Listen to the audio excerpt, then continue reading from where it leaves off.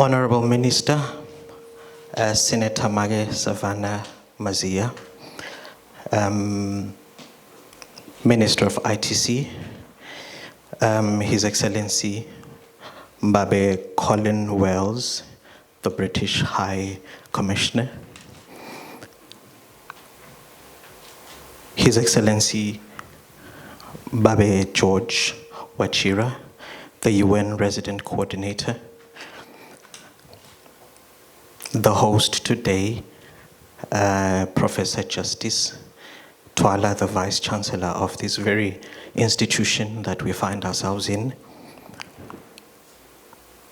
heads of agencies, senior government officials present in this meeting, colleagues, ladies and gentlemen, allow me to be your program director as instructed by the resident rep, UNDP, Babe Hendrik Franklin.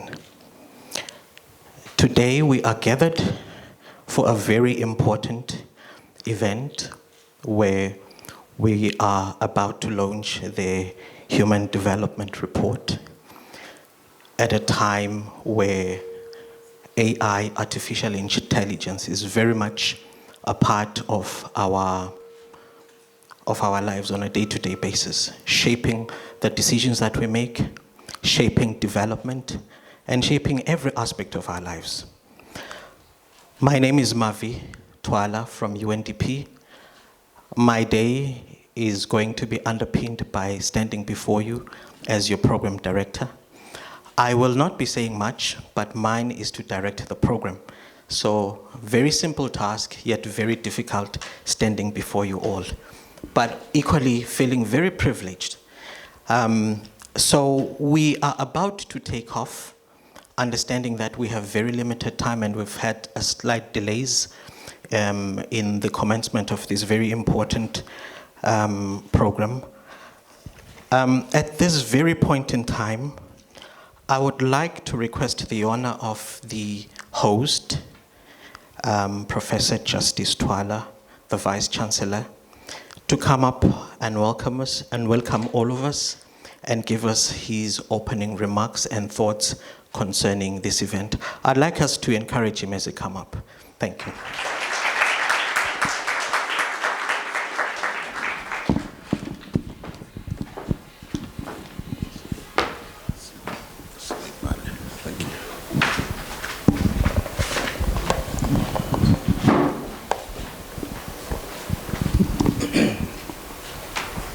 Program Director, the Honorable Minister of ICT, Senator Mage Savannah Mazia, the representative of the Minister of Economic Planning and Development, His Excellency, the British High Commissioner, the UN Resident Coordinator, His Excellency. Thank you.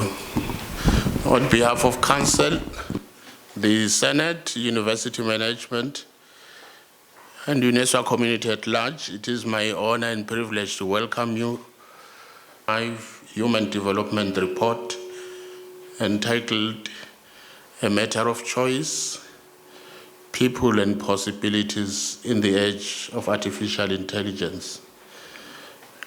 Before I proceed, may I again further extend our appreciation for the presence of the Honorable Minister of ICT, their excellencies, for setting aside their schedule, and also for choosing UNESCO to host this event. Thank you very much for choosing UNESCO. This really shows the passion you have for ensuring inclusive, sustainable development driven by knowledge, hence the choice for this university. And of course, this is happening in this era of the fourth industrial revolution, which is basically driven by artificial intelligence. Honorable ministers, your excellencies, ladies and gentlemen, whether it's an act of panic or deliberate planning process, as a university, we have also been thrown into a dilemma with the advent and the rapid advent of artificial intelligence. We are grappling with a lot of issues where we are never sure whether these assignments students present are genuine. Likewise, students are not sure whether the lecture notes presented are genuine.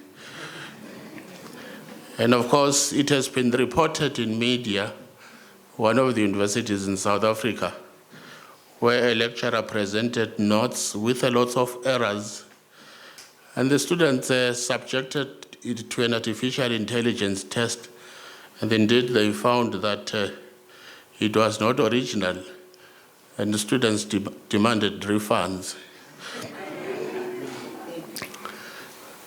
I hope this won't happen within this university. In response to these challenges, the university, in collaboration with our stakeholders, has therefore held various sessions in trying to introduce the use of artificial intelligence in our processes.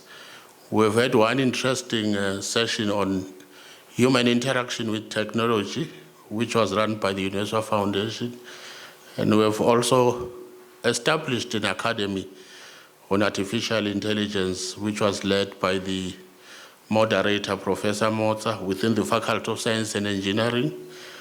We have also had a commerce indaba on digital commerce revolution, on empowering the next generation of business leaders. These are some of the initiatives basically in trying to introduce or respond to the rapid advent of artificial intelligence. It is indeed an absolute pleasure to welcome you to this important and timely seminar on a matter of choice, people and possibilities in the age of AI. This talks to technologists, it talks to policymakers, it talks to educators, it talks to entrepreneurs that the Honorable Minister is very passionate with. It talks to the youth, to the student, even the concerned global citizens. So therefore, your presence here speaks volumes. It tells us that the future, your future, and our collective future as a kingdom is something you are not just waiting to arrive, but something that you are actively shaping. It is also obvious that artificial intelligence is no longer a matter of science fiction or speculation.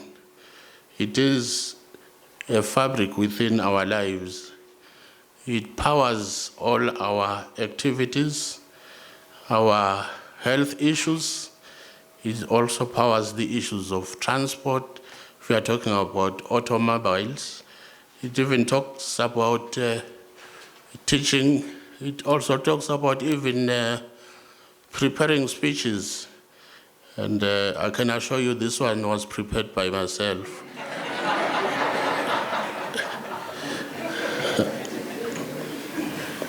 Ladies and gentlemen, what we are here today explores far beyond the technicalities, the algorithms, or even automation, which artificial intelligence is about. We are here to talk about choice, because amid all these technological advancements, the central question still remains, what kind of a kingdom do we want to build with artificial intelligence? And I'm hopeful that the report will basically unveil some of these issues. And of course, the age of artificial intelligence indeed has arrived very fast than we anticipated, and it impacts our lives, and of course, sometimes unpredictable. Instead, we also find ourselves at crossroads where innovation collides with ethics, where capability demands responsibility, and where possibility intersects with our purpose. Therefore, artificial intelligence presents us with tremendous opportunities to cure diseases, to improve our education system, to combat climate change, to make businesses more efficient. And of course, it helps free us as humans from repetitive tasks. But it also brings challenges, job displacement, bias in decision-making systems, surveillance concerns, and a widening digital divide. These are not just technical problems, they are human problems, and solving them requires the full participation of diverse perspectives. And of course, we must resist the urge to become complacent or surrender agency to the machine. We must be proactive, not passive, intentional and not incidental. And so we gather here to explore not just what AI can do, but what it should do. We ask, how can AI reflect human values rather than replace them? How do we ensure equity and inclusion in how AI is developed and deployed? How can we prepare our workforce and education systems for a future that is already arriving? And perhaps most importantly, how do we hold on to our humanity as we enter this new era? These are the big questions, and no single discipline or institution has all the answers. That is why this seminar is so vital, because I believe in this room we bring together different voices, different experiences, and different lenses on the same horizon. As we move through today's sessions, whether we are grappling with technical dilemmas, ethical dilemmas, or visionary goals, I invite you to keep in mind one simple but powerful truth. Technology is not the destiny. The tools we use, we create, do not determine our future. Our choices do. And it is our responsibility to ensure that those choices are guided by wisdom, empathy, and courage. Let me leave me one simple quote. Freedom is not only the absence of constraints, but also the presence of opportunities in the age of AI. We have unprecedented tools at our disposal. What we need now is the collective will to use them wisely and responsibly to build a future that is not only intelligent, but just and human. Thank you for being here. And also thank you for choosing UNESWA. And we thank UNDP for the continued collaboration with the University of Eswatini. We've had various support from UNDP. We really appreciate that. And we thank the Ministry for continued collaboration with the University of Eswatini. And of course, for bringing your curiosity and your concerns. Let us get started. And may you enjoy this day. May the good Lord bless all of you. Thank you.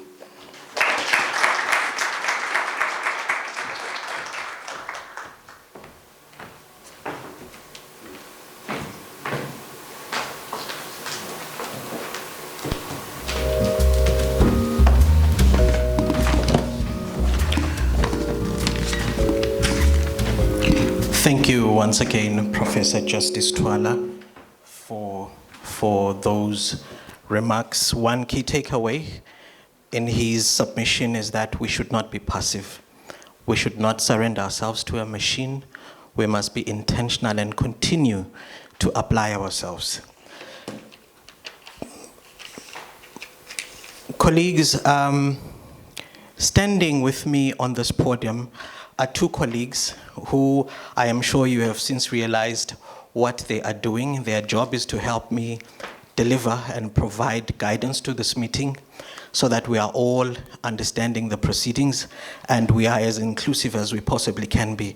We have Sinetemba Mkwanazi standing next to me, and he's ensuring that we are very inclusive. It's part of the mandate of the UN as a whole.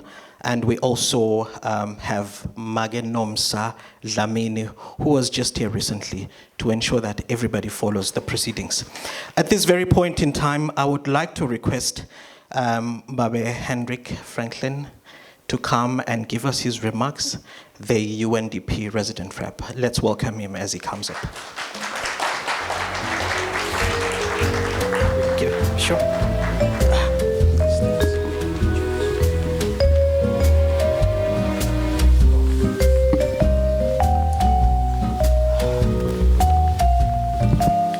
First of all, Program Director, Babe Mavi Twala, Minister of Economic Planning and Development, Honorable Dr. Tambo Gina in absentia, Honorable Minister of ICT, Senator Savannah Masia, Honorable Members of Parliament, His Excellency the British High Commissioner Colin Wells, representatives of heads of consular and cooperation missions.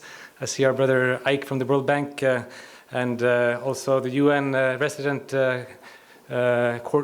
United Nations resident coordinator in the Kingdom of Eswatini, Mr. George Bashira, fellow UN colleagues. I see we have WHO, Susan, UNFPA, Margaret with us today, so thank you for joining us, and all other colleagues from the UN family.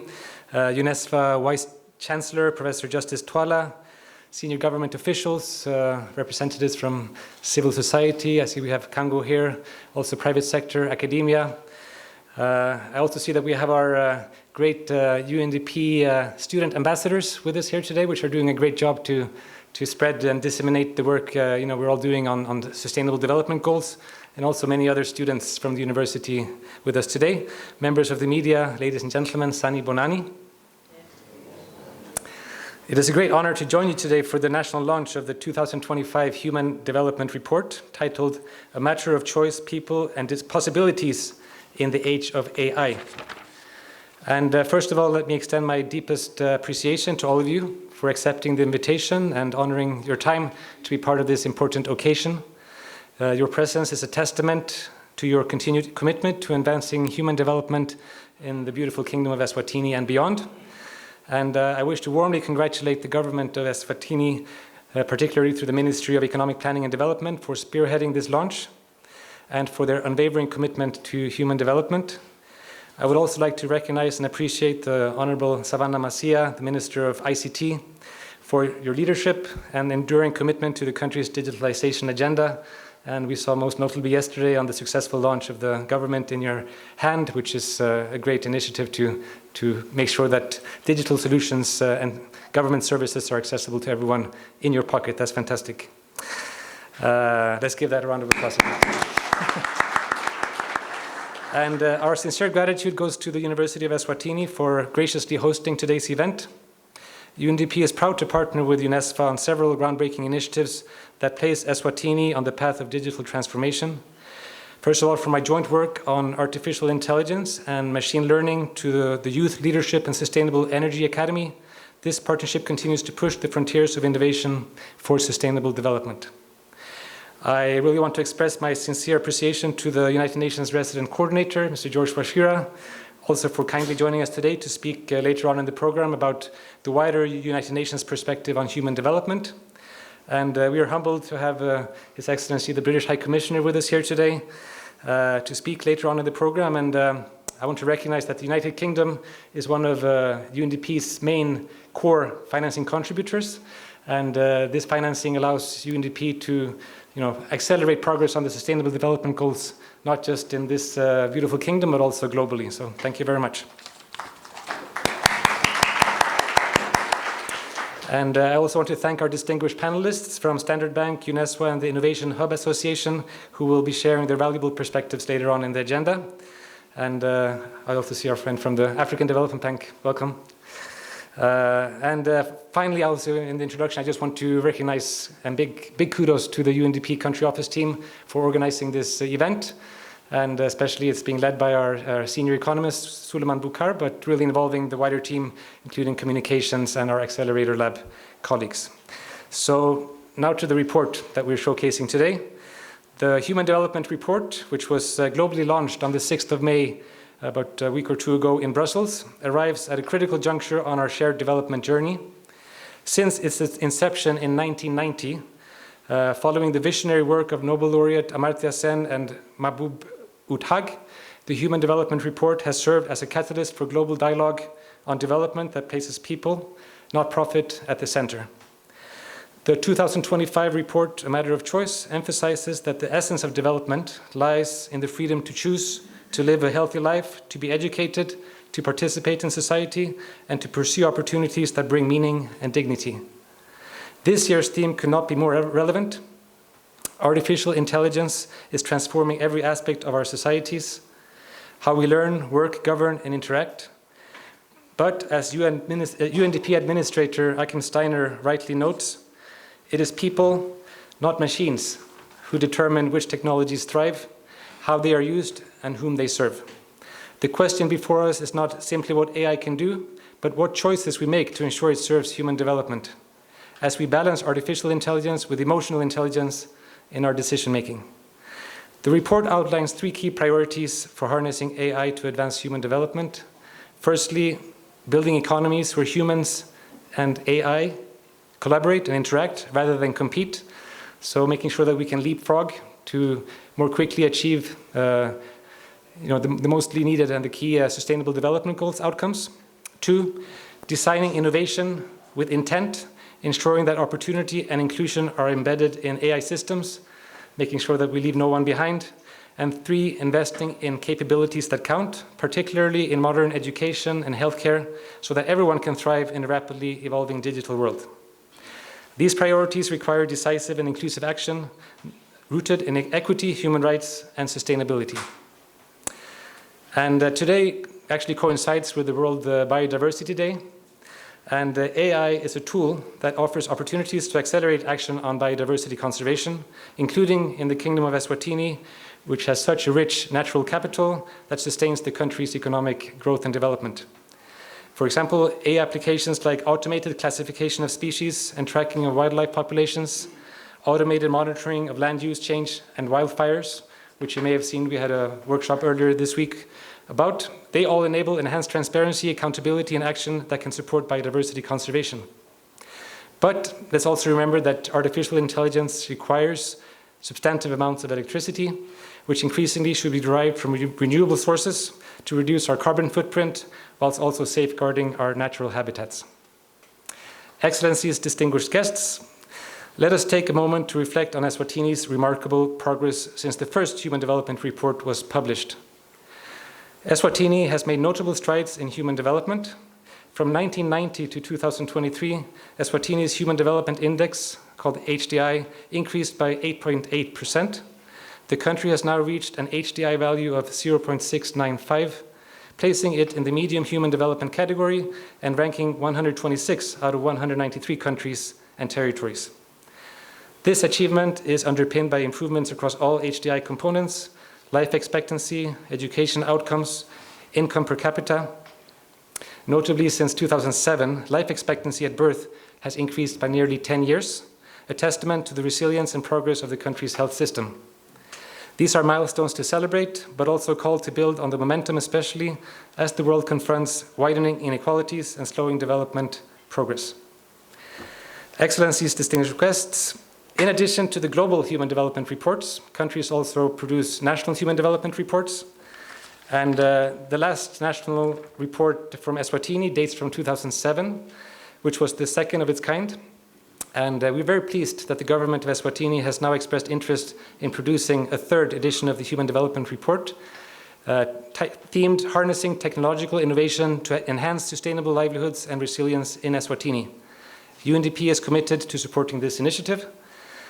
This proposed national report presents a big opportunity to further deepen the country's understanding of how technological innovation can serve as a tool for resilience, particularly in addressing youth unemployment, climate shocks, and inequality. It should be a tool for advocacy, planning, and investment in people-centered, tech-enabled development pathways.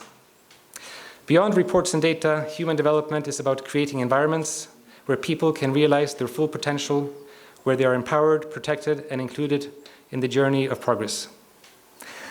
Excellencies, distinguished guests, as I conclude, I would like to reiterate UNDP's full commitment to supporting the government and the people of Eswatini in unlocking the transformative power of technology, innovation, and human agency for the benefit of all Emaswati.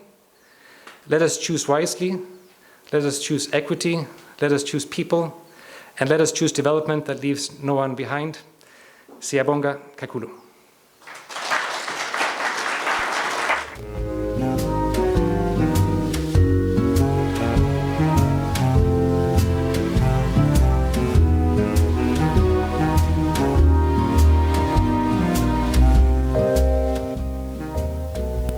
Thank you very much to Babe Hendrik Franklin for those remarks.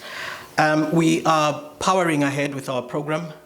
We are just about to have the Honorable Minister, Senator Mage Savannah Mazia, come up, but I do not have the authority to invite her to the podium, and as such, that privilege is reserved for the PS and the Minister of ITC, Babe Pesheat Dube. Babe Pesheat Dube, please come up and introduce the Honorable Minister, who will be representing the Minister of Economic Planning, Babe Pesheat. Yes.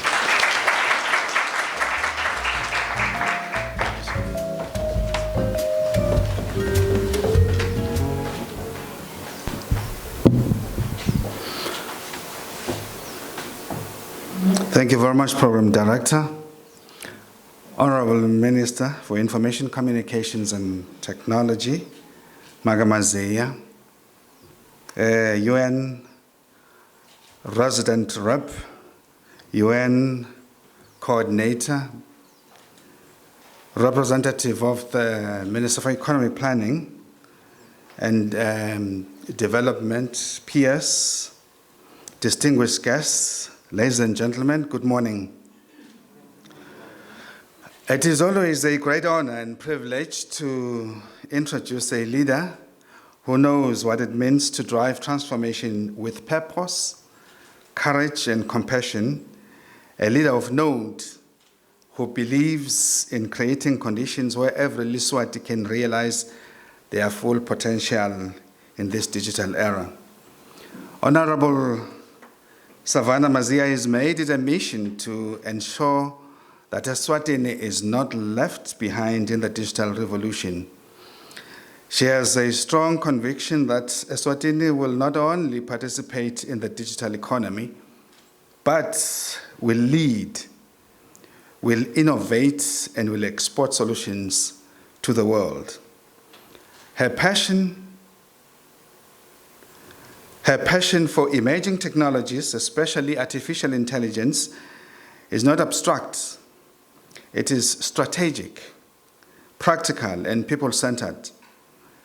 Under her leadership, the Ministry of Information, Communications and Technology, through her astute leadership, has launched the flagship Government in Your Hand program, modernizing public services and making government more efficient and accessible, and we honor her. Just yesterday, we witnessed the groundbreaking launch of the Government in Your Hand mobile app that literally places government services at the palms of a Maswat. Through her guidance, the National Artificial Intelligence Strategy is currently being developed to guide the responsible, ethical integration of AI across agriculture, health, education, and other sectors. Program Director, ladies and gentlemen, I can take the whole day talking about my minister, but at this point in time, allow me to request the Honorable Minister to come to the podium to deliver her remarks. Thank you.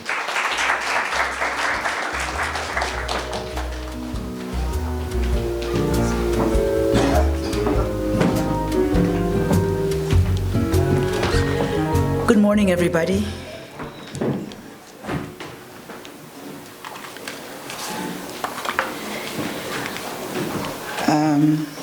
So, no, I'm not Dr. Gina, and no, I'm not the Honorable Minister of Economic Planning and Development, but I'm here representing him as he is currently the acting Prime Minister and has been called to do other duties that he was not expecting to do, but he would have loved to be here this morning. So I read a speech that is prepared by the ministry for this wonderful event. Program Director, colleague, the Honorable Minister for ICT, Honorable Savannah Mazia, Honorable Members of Parliament, the UN Resident Coordinator, Mr. George Wachira, Excellencies, the ambassadors, heads of consulate and cooperation missions, the UNDP representative, Mr. Henrik Franklin, UNESCO Vice Chancellor, Professor Justice Twala, Chief Executive Officers and Captains of Industry, representatives of the private sector, academia, and civil society, senior government officials and UN colleagues, all media houses present, distinguished ladies and gentlemen, good morning. It's an honor and a privilege for me to officially welcome you to the national launch of the 2025 Human Development Report. I extend warm appreciation to the UNDP and the University of Eswatini for collaborating with the Ministry of Economic Planning and Development in organizing this important event. Let me also express my deepest gratitude to the Minister of Information, Communication and Technology, the Honorable Savannah Mazia, for the role she's playing in spearheading the digital transformation in the country. The Human Development Report remains one of the most influential and respected global publications. Since 1990, it has helped to reframe the global development agenda, placing people, not just economies, at the center of progress. Its contribution lies in its core message: development is about expanding people's capabilities, freedoms, and choices to live long, healthy, and meaningful lives. The 2025 HDR continues this tradition, exploring the rapidly evolving landscape of digital technology, particularly artificial intelligence, and its profound implications for human development. This year's theme, a matter of choice, people and possibilities in the age of AI, is timely, bold, and necessary. We are entering an era where technology, especially artificial intelligence, is not only changing how we live and work, it is reshaping human interaction, economic participation, and democratic governance. The report calls on us to ensure that these technologies are used to expand human agency, not limit it. It challenges us to be intentional in shaping digital systems that reflect our collective values and aspirations. In Eswatini, we recognize that while digitization opens new frontiers of opportunity, it may also bring challenges, especially for vulnerable groups such as the youth, the elderly, women, and people with disabilities. As a government, we are committed to policies that promote inclusion, equity, and digital empowerment across all age groups. The findings of this report will serve as an important resource as we develop policies to leverage digital transformation in education, healthcare, governance, and economic participation. Eswatini has published 2 national human development reports in 1997 and 2007. The 2007 report on HIV, AIDS, and culture significantly influenced our policy response to one of the most pressing human development challenges in our history. We acknowledge the value of country-specific reports in contextualizing global development themes and addressing local realities. We look forward to producing more NHDRs in the future to guide national planning and evidence-based policy development. Achieving sustainable human development requires strong partnerships between government, academia, the private sector, civil society, and the international community. Today's high-level panel discussion is a welcome opportunity to deepen our collective understanding of the issues and explore practical ways forward. We are grateful for the UNDP's continued partnership and support in fostering these vital conversations and in strengthening Eswatini's human development agenda. Let us leave here today with a renowned commitment to make human development a priority in every policy, every strategy, and every action that we take.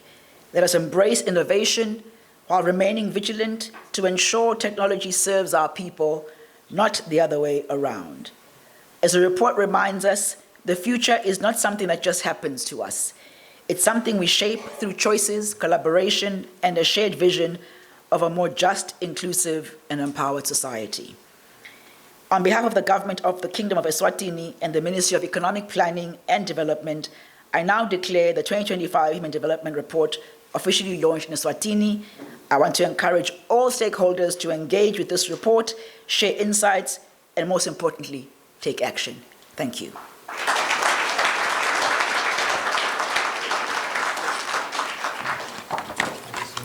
Thank you. Let me take this I hope I did opportunity well to... for a speech I just got now. That was fantastic. Thank you so much. So let me take this opportunity to hand you officially a copy of the report. So thank you so much. And thank the government for its collaboration, and wish you all the best as we collectively implement many of the recommendations. Oh, it'll be a great resource for us going forward. Absolutely. Thank you so Great. much for all the good work, and thank you for the support Thank that you. you give us. Thank Very you. well done. Thanks. All right, thanks. Take some, yeah. You need to do those, right? Yes. Yes, indeed. Yeah. Thank you. And let's maybe invite also the UN resident coordinator, Yes, His please. Excellency the British High Commissioner, Yes, to the please. stage, and, Yes. and the Vice Chancellor, please come to the stage. We'll take a group photo. Yeah. And also the yes, please come. Please, PS. Yeah.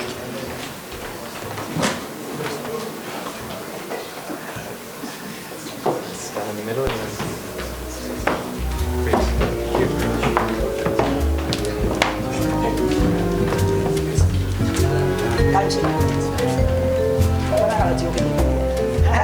You know what's going on. Thank you.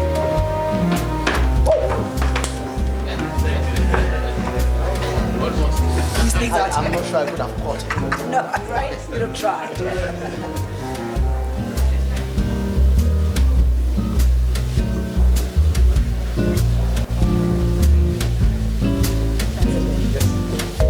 Yeah, thank you. Thanks a lot. Yeah. I don't want to go. Yeah, thanks.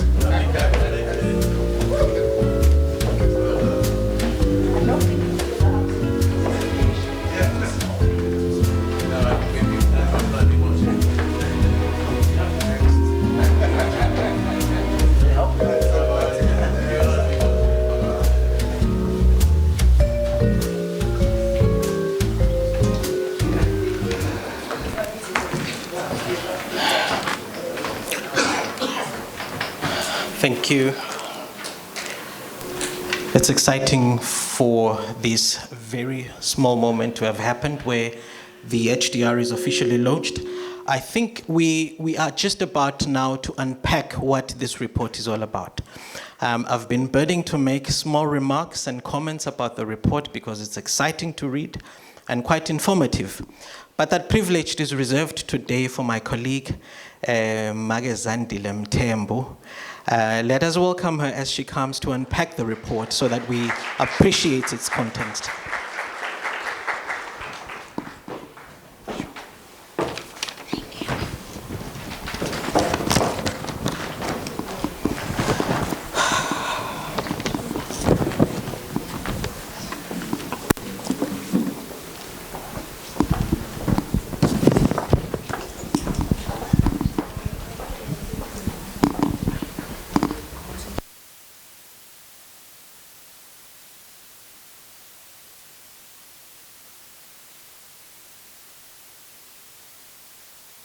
Distinguished guests, good morning. My name is Zandile Mthembu, as I've been introduced, and I've been given this very heavy task to actually present to you what the summary of our HDR report is saying. And I'm quite nervous about it because I'm standing directly in front of my former lecturer, Professor Twala, in physical chemistry. Days are coming back to me, but thank you so much. Human development is more about, what is interesting about it is that it's different from the other economic related reports or indexes because it talks about the freedom to live our lives in the way that we would like and in a way that we can value it. So today we stand at a crossroads where we have artificial intelligence that is giving us a question of are we going to actually deepen that freedom or will we diminish it? So the difference lies between the choice that we can make. So right now I just wanted to share a small quote that the UNDP administrator said during the global launch. He said, as artificial intelligence continues its rapid advance across as many aspects of lives, we should consider its potential for development. New capabilities are emerging almost daily, and while AI is not a panacea, the changes we make hold the potential to reignite human development and open new pathways. I'll just go straight into now the presentation. So the HDI this year recorded its highest level ever. But there are two aspects that are quite interesting about it. The first one being that we are making slow progress. In fact, it's the slowest progress that has been recorded if we exclude 2020. So in this chart, as you see next to me, you can see that the world had continued to make progress of the HDI, and it, pre-2020, and we would have hit our target for the HDI by 2030 by now. But if you look at the trend, it is kind of like flattening down 2023 to 2024. And the HDI target has kind of been delayed by decades. Okay, so thank you. And then secondly, we are seeing that countries with the lowest level of Human Development Index are falling further and further behind. For the fourth year, in fact, in a row. And as this, you can see that there's a break. So over the past years, we were starting to see a convergence, but now there is that break. However, the global HDI is expected to grow slightly in 2024. And yet this one is and unfortunately this is going to be the smallest increase in 35 years, even though it will be an improvement. So now I want to go straight into some of the insights that came out of the assessment that the UNDP did. So consistent with the human approach of doing this work, we decided to take a people-centered approach and went out and inquired to people around the world about AI. And the results are quite striking. So despite the context of slowing progress in human development, people find AI to be quite useful. 1 in 5 people are already using AI today. And then across all the levels, as you see it, across all the levels of development, 2/3 of people expect to use AI in education, healthcare, and the work that they do within a year. So interestingly, even though very high HDI countries, like the right at the bottom, they've got access to internet, access to quite a lot of things in infrastructure that we don't have in the other levels in the world. It's expected that they're not expecting a high adoption of AI.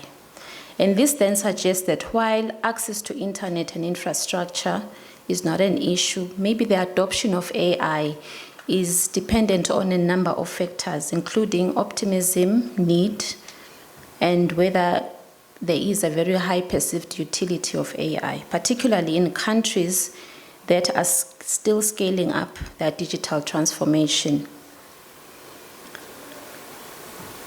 I think the slide that I'm now about to present takes us to think about international generational impact of AI. I'm quite excited that in this room we've got a very good combination of all the age groups that I'm about to talk about. Young people see AI as empowering. And unfortunately, on the other side, older individuals, especially in highly developed countries, are seeing AI as something that's going to take away their personal agency. And this is pronounced very highly in countries that have got a very high HDI. As you see, there's a sharp decline in the graph. And this raises questions, really. And because as people get older, interestingly, they feel that the AI reduces their sense of control. And this trend is most pronounced, like I said, in countries that have got a high HDI. And it is a concerning challenge because it has been predicted that by 2030, the population of people that are 60 plus years will be 1.4 billion, meaning people that are 60 years old and above, we are starting to see a rise in that population group. So AI seems to be creating this digital age gap, which we don't want to see. However, in many lower income and in lower HDI countries, where the population is much younger, digital access is still expanding. Eswatini is maybe lower human development range. So it means that we in the lower HDI countries, we do have a huge opportunity there in how do we create a future. And now I'm about to share with you some other interesting insights of the survey. So this slide shows AI is not a one-size-fits-all technology. Students are leading the way in terms of the most frequent use of AI. You'll see on the graph that 42% of students use AI more than once a week, far more than any other group. And then on the other hand, 55% of retired individuals, including 39% of non-working force residents, they said they've never used AI before. And then on the other hand, the working class, workforce, while 30% says they've never used AI before, a very significant majority of them do use AI. So what this really says is that institutions in which we interact, they play a very critical role in access and actually realizing the benefits of AI, because the two groups that are using AI, you're either at school or you are at work. And then if you're outside that bracket, you seem not to have access and utility of AI.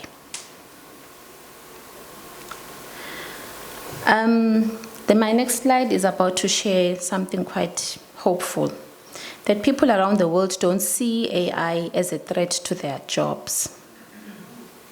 I know that is not something that everybody would expect, but respondents to the survey indicate that if you see those red dots, it's more leaning on the blue side of the triangle, meaning that people are seeing AI as something that's going to augment their work and not necessarily replace them. So, seeing AI as a supercharged extension of earlier digital technologies deployed to automate work further erodes the development options by focusing instead on complementarities between people and machines. New development pathways are actually possible. Now, I wanted to share some two key challenges that were found in the report. The long-standing assumption traditionally is that mental well-being follows a U-shape. So meaning that mental well-being is at its best when you are young, and then it takes a dip when you are in your middle, meaning if you are in your late 40s and 50s, and then it starts rising again. However, in the advent of technology, we're starting to see a flip side of that. About a decade ago, especially, we started noticing that young people, especially young girls, started reporting very lower mental well-being.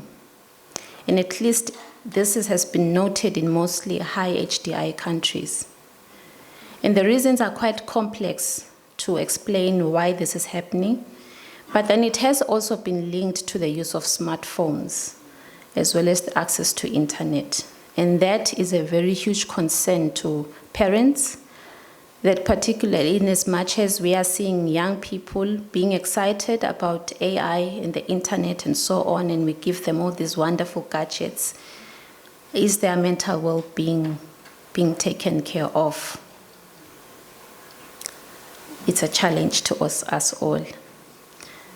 I think the other challenge is that we need to also think about AI, not just as a technical tool, but also as a cultural mirror. So if you look at ChatGPT, it aligns mostly with the values and the voices of people in high HDI countries, which means that people in lower and middle HDI countries, our voice, our culture and everything is not pretty much covered there. So if you look at this graph, most of the respondents, there's a lot of dots on the high HDI countries because those people associated with everything that ChatGPT was saying than in the other lower HDI countries. Eswatini is in the middle HDI country. So we are in a very unique position. I see opportunity here because it gives us an opportunity for us to be contributors to its development and its governance and policies moving forward. While the slide shows that AI currently reflects the views of very high HDI countries, this gap presents challenges and opportunities. For example, in building inclusive AI ecosystems, medium HDI countries can collaborate regionally to look at frameworks, policy frameworks that allow us and our voices to be heard. The next slide is summarizing basically what the HDR report is about. This slide reminds us that AI's future isn't something that we just inherit. It's something that we build. So we need to look at maybe 3 aspects of how do we build it. So firstly, maybe we can look at how can we build complementarity with our economy. This means economies in which machines and humans are not competing, but actually they're working together. And then secondly, instead of replacing humans, AI can work alongside with humans. Policies should encourage people and AI to collaborate, boosting productivity and supporting decent work. And then lastly, it's investing in capabilities. AI adaptability can personalize education and help our young people to have a much more better experience in education. I have about a few minutes left, and now I'm just about to go into the slightly economical component of my presentation. The HDR, it is a composite of different indices. In Eswatini, we look at the top, but the 2 bottom ones, we do not consider them when we do our own calculations.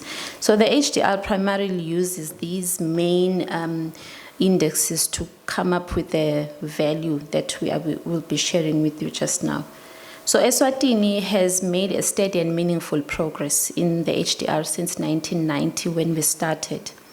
And the most striking improvements of this has been on education and on income, which are foundational for long-term development. And while our life expectancy in this country has grown more slowly, the overall trajectory for Eswatini is positive. So this graph, my next graph, it shows there's a positive correlation. I think it's an interesting one because there's positive correlation between the HDI in the Human Development Index and life expectancy at birth. It indicates a very important issue here. Life expectancy is connected to health. We need to look after ourselves and our health sector as a country. We need to improve on our health and ensure, because once you're in countries that have got a high HDI, their health systems are very strong. And what can we do as a country to make sure that we have resilient health sector, because automatically our HDI will go up. So we need to look at policies, and that will help us to simultaneously achieve that, as well as education. HDI rankings, if you look at Eswatini versus the sub-Saharan countries, we are above average. which is good. And generally, if you move on to the next slide, I just wanted to show that if we are above average, what does it really mean? So if you look at the sub-Saharan countries, even though there's still a lot of room for improvement, countries that we could start comparing or maybe looking up to are countries like Botswana, for example, our close neighbors, and then South Africa, just so that we improve on what we are working on as a country. And then if you look at Eswatini versus other African countries, that we are at the bottom now of the graph, and then showing other African countries that we can aspire to. This is where we are. And then, of course, my last slide, I'm trying to give you a little bit of hope. As we reflect on the HDI figures, it's clear that Eswatini stands out as a beacon of progress among some of the lowest performing countries. If you look at our index where we are, and you look at the other African countries, we have done pretty much well.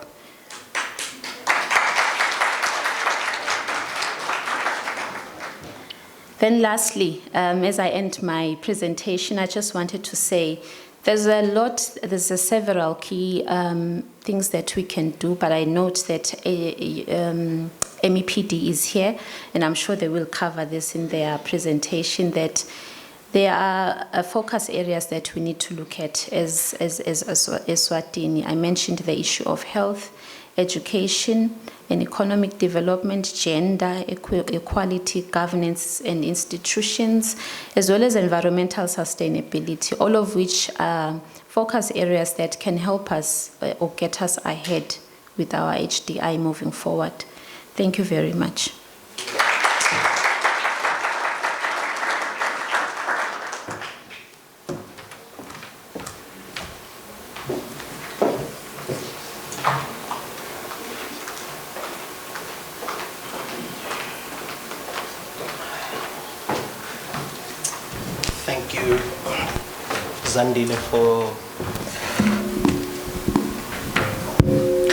Thank you, Zandile, once again for your very informative presentation.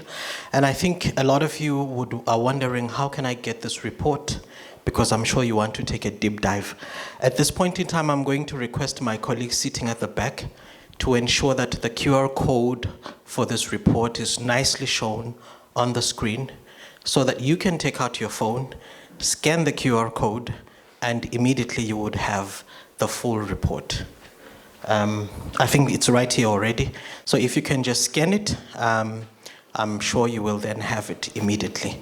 So I'm just going to give colleagues a couple of seconds to do that before we move on with the program.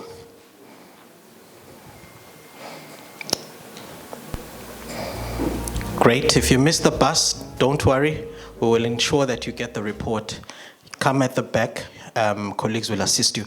At this very point in time, we are going to have remarks coming from His Excellency Babe George Wachira, the UN Resident Coordinator. Please let's encourage him as he comes up to the podium to give his remarks.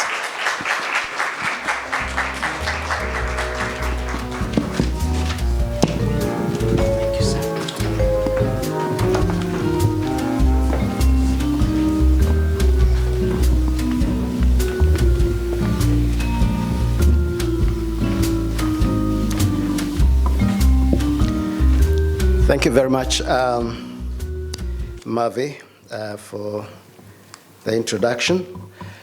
Minister Savannah, PS at Tapsile, representing Minister Gina, Professor Twala, is he still here? Oh yeah, here he is. Professor Twala, British High Commissioner, Colin Wells, World Bank representative, Ikechi, colleagues from the UN family, most of all, my colleague, UNDP resident representative, Henrik Franklin, students from all walks of life, including from the University of Eswatini, colleagues from civil society, members of the media, distinguished ladies and gentlemen, Sanibonani Begunene.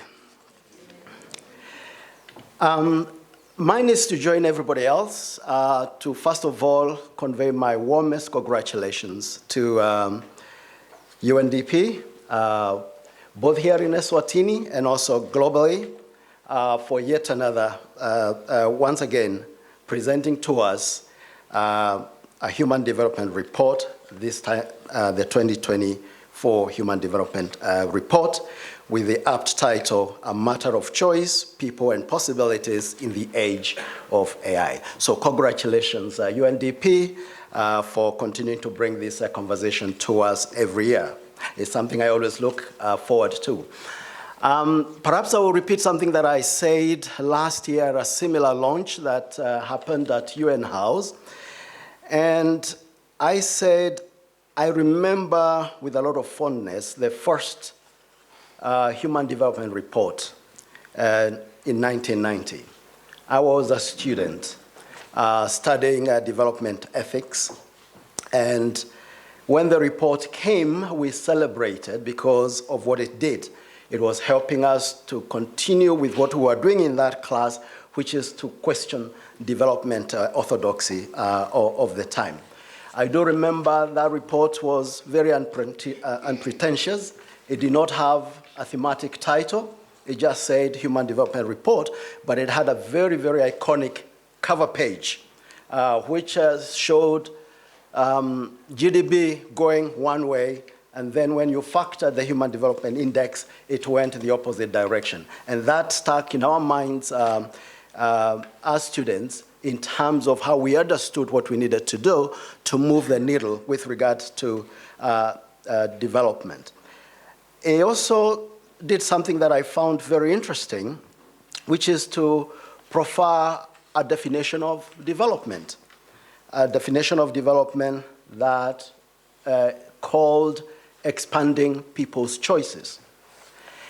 And each day I come to work and I go home, I go asking myself, have I expanded anybody's choice today?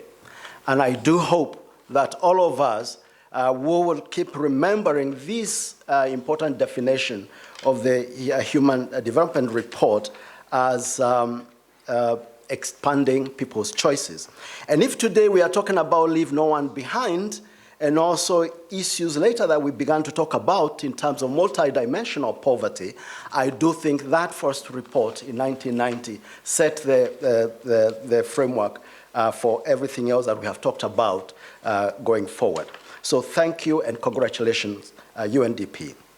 Now, coming to this year's report, of course, we've just launched it. We have seen a good presentation, and I hope we'll have a conversation to delve into it. I haven't read it in detail myself. I plan to do so.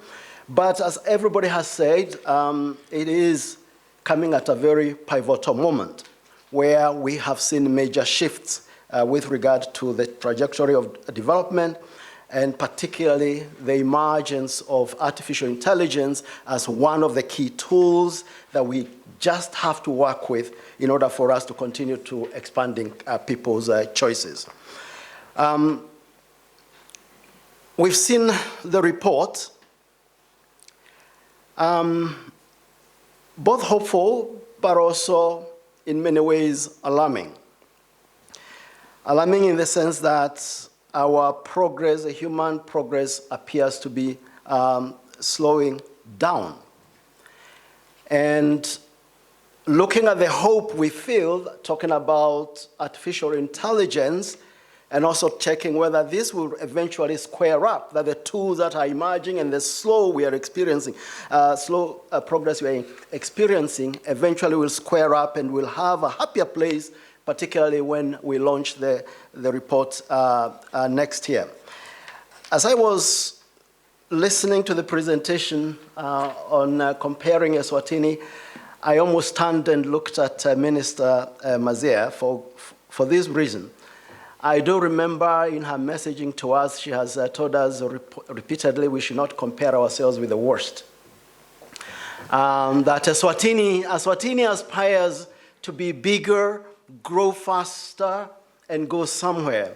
So indeed, I do think it makes us feel good that we are ahead of those countries, but perhaps also remembering that that is not the size of our ambition, that our ambition is bigger. We want to move faster, we want to move further in order for us to be able to respond to the development aspirations of our people. And indeed, as President Salif, former President Salif Johnson of Liberia told us, is that if your dreams do not scare you, then they are not big enough.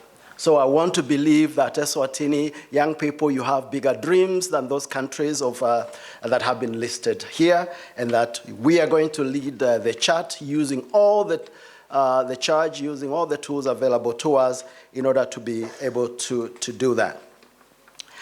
Now, let me also say that I'm gratified that digital transformation, within which this whole conversation about artificial intelligence falls, is one of the identified 6 investment pathways to accelerate the SDGs. The others, of course, are energy, education, food systems, social jobs and social protection, and finally, climate change, pollution, and biodiversity. These are 6 pathways that member states have agreed upon that if we focused on, they would have multiplier effects on all the other SDGs that we are trying to impact. Now, of course, we know that these pathways are interlinked and mutually reinforcing, so we will not have digital connectivity in every hamlet, in every village, if we also do not have electrification, if we do not have energy access. We will not make full use of the artificial intelligence if we do not continue to invest fully in the education of our people so that they can better use the tools that are available to them. We will not have digital literacy and AI savvy citizens if we do not invest in all these areas collectively. So allow me, and I think this has already been said, Minister Savannah, to congratulate His Majesty's government for the great progress that we are already making in the area of digital transformation, including the launch yesterday of the 2 apps, the ERS Tax Pal, and also the Government in Your Hands app. So congratulations, Minister Savannah. I will close by drawing attention to something that perhaps we heard about last year, and I want us to remember it. I want us to bring it back to the room. And this is the Pact for the Future, which was adopted by member states in New York last September. The Pact for the Future includes what we call a global digital compact. Now, this global digital compact is a comprehensive global framework for digital cooperation and governance of artificial intelligence, and charts a roadmap for global digital cooperation to harness the immense potential of digital technology and also close, importantly, the digital divides that we are apt to notice as we go forward. It has 5 objectives, and I will read them very quickly. Number 1 is to close all digital divides and accelerate progress across all the SDGs. Number 2, to expand inclusion in and benefit from the digital economy for all. Number 3, to foster an inclusive, open, safe, and secure digital space that respects, protects, and promotes human rights. 4, advance responsible, equitable, and interoperable data governance approaches. And finally, to enhance international governance of artificial intelligence for the benefit of all humanity. I'll make a quick reference to something perhaps that we have said before, that part of the challenge we have to do, particularly in relation to the education, Professor Tola, I do sympathize with you with regard to the challenges of teaching these days in terms of trying to figure out whether the professors are teaching genuinely or whether the students are answering the questions genuinely. But it's a reality that we have to engage with going forward. So our key challenge is how we encourage, whether they use artificial intelligence or not, we have to encourage our young people to graduate from being consumers only of technology to entering that space where we become producers of technology and products. And again, the best inspiration I have so far here is the role that Minister Mazia, you are playing in terms of encouraging particularly young girls to step into the space of STEM. Because without these investments in STEM, we are going to continue to be waiting for finished products that we will happily consume, but we will not position ourselves in the struggles to catch up with the rest of the world. So we must remain optimistic about the role of AI in advancing human development. At the same time, we must remain alive to the fact that the AI space could remain a skewed regime unless we make shifts. AI omitted the F in that word. The shifts to advance our education systems to encourage production of knowledge and products, not just consumption. We must be mindful of the place of the multiplicity of cultures and languages in the AI space and invest in deliberate machine training ourselves based on our needs. We must be mindful of the attendant risks, including that of intellectual theft. We must grapple with redefining Africa's and developing countries' so-called comparative advantages away from natural resources to focus more on our intellectual and demographic advantages. On behalf of the United Nations country team, I want to pledge that we stand ready to accompany Eswatini's ongoing digital transformation. Along the above objectives as captured in the Digital Compact, and beyond through policy design and implementation, inclusive digital education and innovation, strengthening data systems and institutional capacities, and advancing inclusion. Once again, our warm congratulations to UNDP for rolling out yet another Human Development Report, and as usual, giving us pause as we critically review the direction of human progress. Siyambonga kakhulu.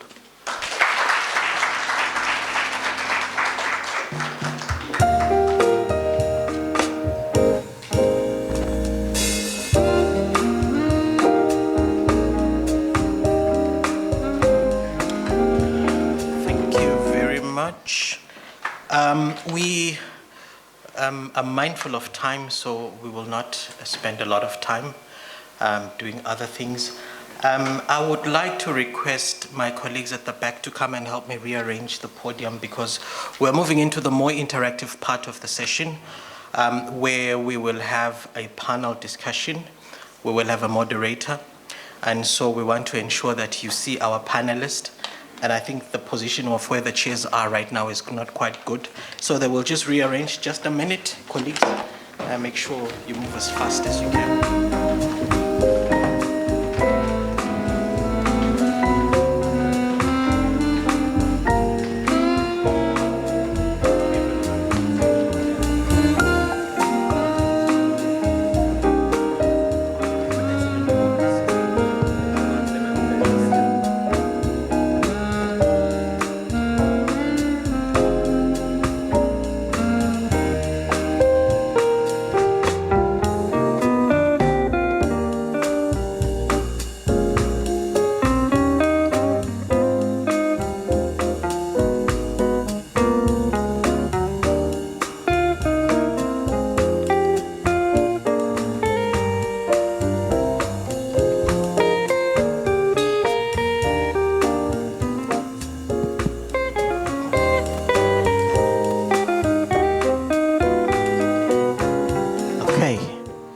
Great.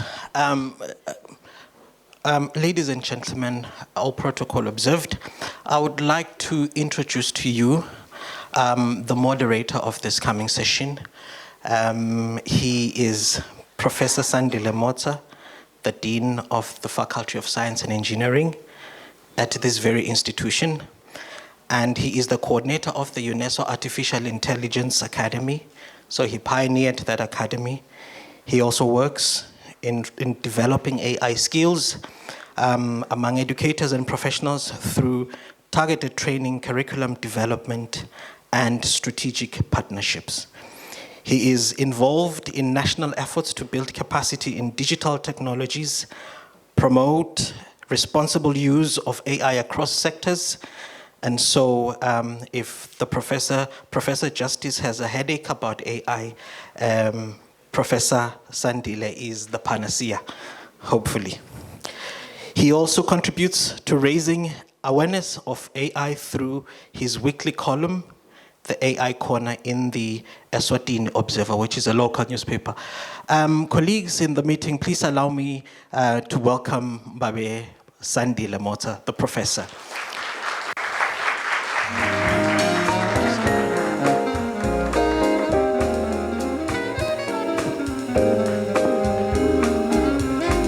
And by the way, he was also my professor. Yeah. Thank you very much, Program Director, the Honorable Minister, Your Excellencies, the Vice Chancellor, University Management. Ladies and gentlemen, please allow me to stand on the protocol that has already been established in the interest of time. I think the Vice Chancellor has already thanked UNDP for allowing us to host this year's HDR launch. It is an honor for the university, a particular honor for me to have been requested to moderate this session on artificial intelligence. I think it has already been mentioned that our sector is the most impacted by this technology. I noted from the report that students are the most frequent users of the technology. And if students are the most frequent users, we as staff members have to catch up.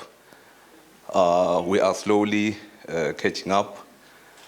So I think today's conversations offers us an opportunity to reflect on how we can move forward as a nation in the era of AI.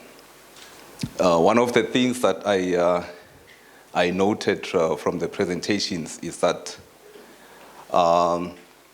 when it comes to human development cannot be or is not an outcome of technological advancement. Human development is a matter of choice. That is what is highlighted in today's theme. But to help me unpack these issues, I would like to invite our esteemed panel that comes from different sectors.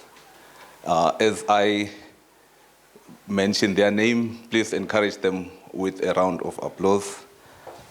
So the panel will have a representative from the academic sector, Mrs. Luyanza Dlamini Mamba, who comes from the Department of Statistics and Demography at our university.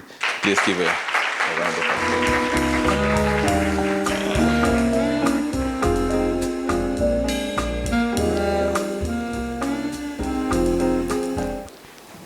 Yeah, you can choose a seat. Thank you. We will also be joined by a representative from the private sector, Mr. Pilar Dlamini, popularly known as PhD. He is the head of learning at Standard Bank. Welcome, Pilar.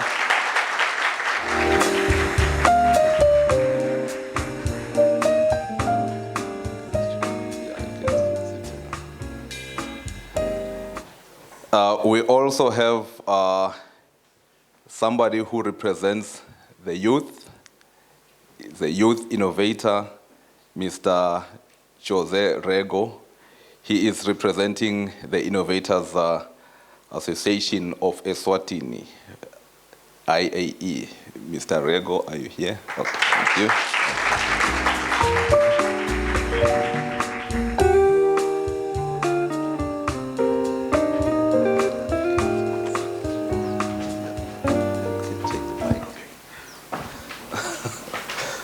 I thought you were going to take that one close to the age, in case I fall.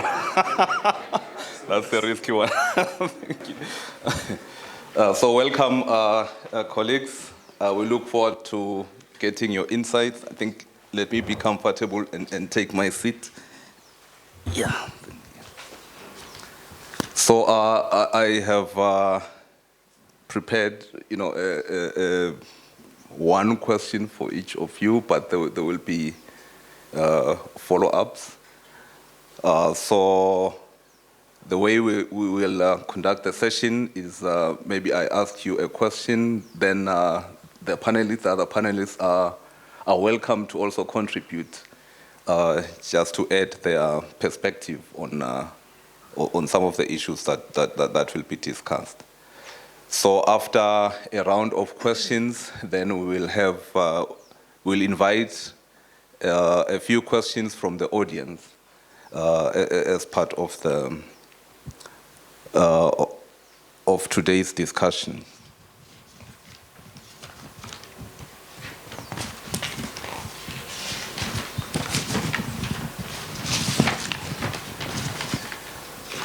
Right, so I'll start by engaging my colleague from the academic sector, Mrs. Luyanza Mamba Dlamini. I think the VC did mention, and also the remarks from our developmental partner, they did highlight that UNDP has assisted the university in a number of initiatives. One of the collaborations is with your department. Perhaps we can start by maybe, unpacking the nature of that collaboration. Mentioning what have been the outcomes so far. Also include the goals of these collaborations.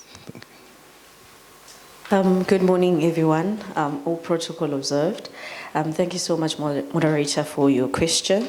So a memorandum of understanding was signed between UNDP and the University of Eswatini in October last year.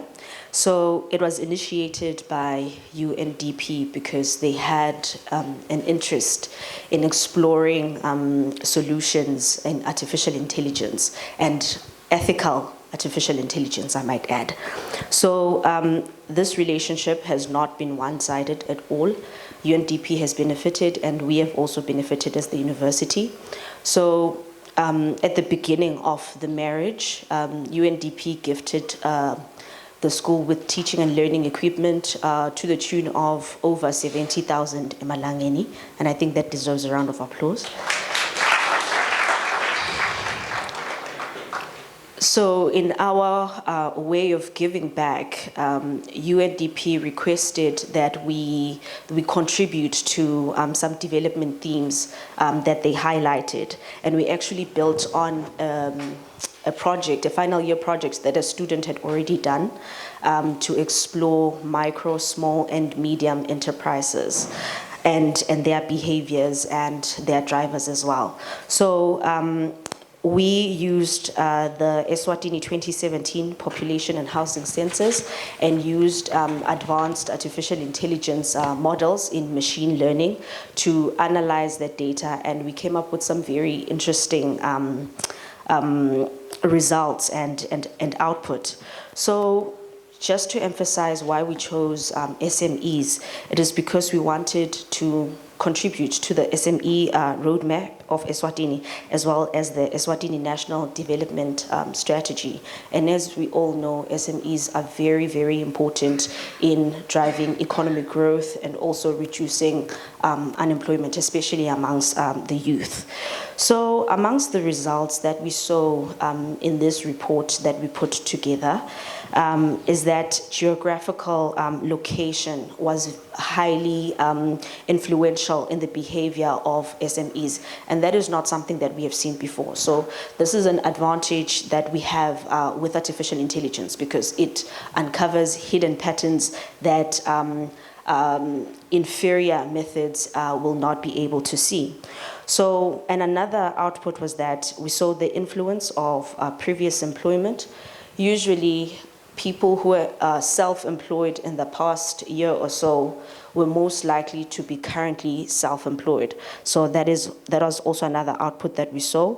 We also saw that agricultural contributions, specifically maize and avocado cultivation, played an important role in enhancing self-employment opportunities. And one of the recommendations, let me just deliberate on the recommendations that we had.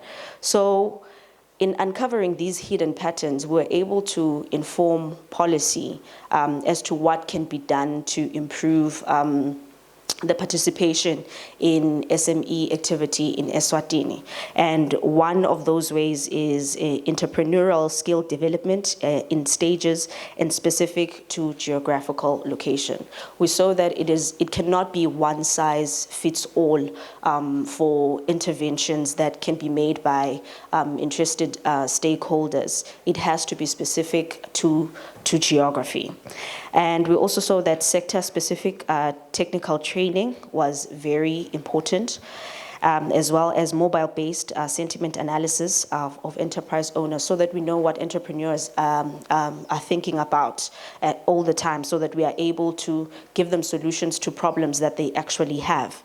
And last but not least, I'd just like to emphasize that artificial intelligence can process census and national survey results and reports in a very, very short time. So we would like to further encourage the government to pursue this path, so that we have reports that will be disseminated in no time at all, so that our youth can also improve on those reports. Thank you so much. I'll just end there for now. Okay. Thank you very much, Luyanza. So we've seen that you have already applied artificial intelligence to uncover, hidden patterns, and you use it in research, in surveys, and your results can be used to inform policy. Thank you very much for your contribution. Maybe let me move to Pilar, who is representing the private sector. Well, because you come from the banking industry, maybe I'd like to pick your brain on what you think, artificial intelligence, on how you think it can be of value in improving financial services. Yeah. Thank you so much, Prof, and good morning. Well, there's two things that are very important for us in the banking sector that I think you will agree with me on. And the first one is financial inclusion. We'd love everybody to have access to financial institutions in the country. And then the second one is client experience. Having been included, then we would love to give you the best experience that you could possibly get once you're now a part of the financial institution. So now think about a part where we start at the beginning, where you want to actually join a financial institution as a client, which means you are applying for a bank account. Something as simple as that, we would love for that to be seamless and very accessible to everybody, much like doing it at the comfort of your home, right? And if you bank with the biggest and the best bank in the country, you will know that through the Unayo platform, you can actually, from the comfort of your home, be able to actually apply for a bank account and have that bank account in a matter of minutes without leaving your living room. The question now is about how do we then move that to the traditional account, right? Where at the moment you have to go to the branch and interact with a person in order for you to apply for the account. So AI can help us with that, which has been demonstrated already by you now. And then we move on now to you now actually experiencing being a part of the bank, where AI could help us actually communicate with you better what the solutions that we have at your disposal are. Imagine interacting with your bank application the same way that you interact with an AI engine such as ChatGPT, for instance, and you're asking, what is the catalog of product solutions that are available? And you get instant and very accurate information that comes to you in real time. You know, we'd love to get to a space like that. And of course, financial advice, where you have questions about maybe what you qualify for, and based on, say, your income band, and you get advice in real time. You know, if you don't have money like myself, maybe you get a response that just says, take it easy. Maybe think about saving and investing for now, before you think about spending, right? And we want to take it all the way, I believe, and through AI it's possible, to giving you a seamless experience and understanding of even some of the risks that exists within the financial sector, be it scammers, be it whatever the possibility that exists of you being, say, at risk of losing. I think AI presents a lot of possibilities for us in the financial sector to ensure that we include everybody, regardless of where they are, what they earn, and what their preferences are. And of course, to just give a perfect, or rather a better client experience. Okay, thank you very much for the response.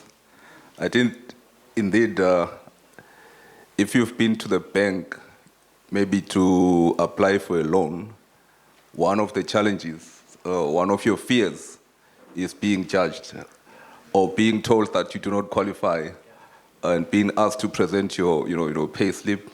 But I suppose with AI now, you can simply ask the AI if you qualify, or rather, what would be the installment if I take a loan of 200,000 and I earn 10,000? The AI can immediately maybe advise you on what the installment is, or even advise you on a product that maybe fits your pocket. Yeah. So thanks for that contribution. Now let's turn to the innovators. These are the young people that are perhaps, as highlighted in the report, that they are the most likely to benefit from AI. They are, I believe, the largest users of this technology. Yesterday, there was a launch of the government in your hand. I don't know if the insights of who was involved there, but I can bet my last rand that the youth were somehow involved there. In particular, the Innovators Association of Eswatini. So maybe let me pose a question to Jose. Jose, what are the achievements and perspectives of your association in integrating AI into development areas? Perhaps you can provide one or two examples that you find most relevant. Thank you, Professor Motsa, and good morning to everyone in the house. It's an honor today because maybe I'll just start by prefacing this response with a short story of how the association got to be here. This is a personal experience, and it's a sentimental moment because we are experiencing UNDP, the government of Eswatini, and UNESCO come together and do something incredible. And that's how we were formed as a foundation in 2014. We were founded by the same vision which we have today, that is of digitally transforming the country. And the vision was that how do you bring the young people into the room, into the conversation, and digitally transform and help them give the solutions that they have to the problems they experience every day. So yesterday, when we came back from the Government in Your Hand launch, along with the ERS taxpayer app, I came to the office and I spoke with the team that I'd left behind. I gave them updates and I said to them, do you know how special this moment is right now, that the country is actually taking a step forward and owning its own technologies, and it's using its own young people to build them. And we had a conversation. I asked them if they have any doubts or any concerns about this direction we're going in. And one thing I got from them was that they feel not included enough in the conversations. And then we had a bit of an anecdotal experiment. I said, how many people do you think in a room are young people in most cases? And so we had a case study of, let's say there's 10 people in the country that are the citizens. Do you know that of the 10 people, 7 of them are young people? Only 3 of the 10 are the 35 and above, according to our statistics. And so that's a profound situation for us to be in, to then say, how do we leverage on that 7 and give them the capacity to do something about the future that they're inheriting? So that's the conversation we had yesterday, and we had ideas moving around the room, and I'm glad they're here today, some of them. And this comes back to then, how do we use the technologies we're given, and how do we use the opportunities we have? Because I think it's about the opportunity right now and the pivotal moment of what the theme is, the choices we're given. So as the association, our job from the very foundation in 2014, when UNDP, the government, and the university came together, was let's establish something that resembles the best of the best in the world. And I'm glad that the minister does acknowledge that we have to compare ourselves to the best in the world. And we look at Singapore, we look at Estonia, we look at South Korea, we look at the leading economies, the high developing countries. They have something you call the NSI, the National System of Innovation. And that's the tripartite where in the center of that system you have innovation taking place. The system includes the private sector, it includes academic institutions, and it includes government as the policymakers. So being in the middle of that position gives us as the association and of the young people the best advantage to integrate all the things that are happening, from policies to the industry requirements, which my good colleague here, PhD, just mentioned. And it includes how all the academic experience that's happening in this institution and others like it can give the young people leverage. So to the question, Prof, of how we use AI, at this point we're using it in pretty much everything, from how we assess the problems we're given to how we are solving them. Last year, there was an interesting Indaba that Ministry of ICT hosted, the AI Indaba. And the similar question was asked, how do we leverage on AI to make the best of the situation we're in? And the response that we gave in consensus was that we localize and we own the direction that this is going in. We're not just consumers of it, we're also producing it and designing it. And culture is where it starts. Right now, we're getting responses from ChatGPT, Grok, and the others based on the feedback and the tuning models or the tuners that are giving it the inputs. And their cultures are different, and that's okay. But then if we want to be involved in this conversation, we need to then incorporate our own culture into it. And we have a great situation here where the Ministry of ICT, you have the National Archives, you have the public sector, where all this public information that is locally relevant to Eswatini and the situations that are happening here can be used and given into a model that can be trained by the great bright minds in this university to actually create models that can be then open sourced back into the ecosystem, where a bank like Standard Bank can tap into it and actually use that model that was built locally and is of local data that cannot be put out into the open internet anymore, but localized at either RSTP or any partner that's involved. So we're using an AI in that direction, and we're hopeful that this conversation begins the next chapter of the opportunities we have. Thank you. Yeah, thank you. Thank you, Jose. Indeed, when it comes to AI, I think one of the challenges is that it reflects the voices of the highly developed nations, particularly the West. So the youth, the young people have a huge role to play in assisting us to localize the models so that we also add our values and culture. So that when you ask ChatGPT, to list the stores at Lutze, it should be able to list the stores. Or if you ask it, how far is Ezindwendweni from Matsapa, it should be able to tell you and not lie and not hallucinate. So for that to happen, we also need people, innovators, to be part of the fine-tuning of the models and the localizing of the models. So thank you very much. Ladies and gentlemen, I will hand back briefly to the program director. He has just a short announcement to make.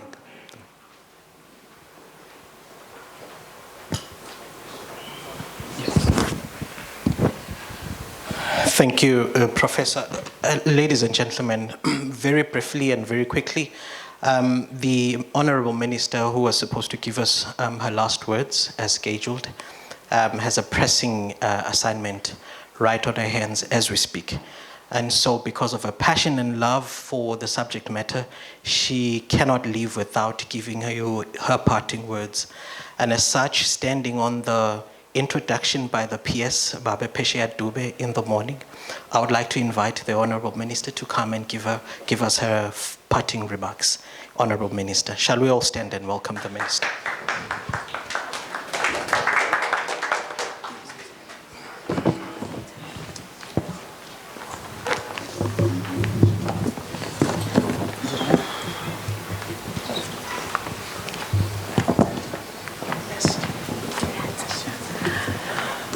Okay, thank you so much. Oh, no, I'm sorry, you guys are sitting, sit down, I'm sorry, I didn't recognize that you're, oh my goodness, I gotta get used to this. Okay, thank you so much, and I'm sorry, panel, to take over your time, but I just have to rush off and take over some business. Thanks again, UNDP, for this report.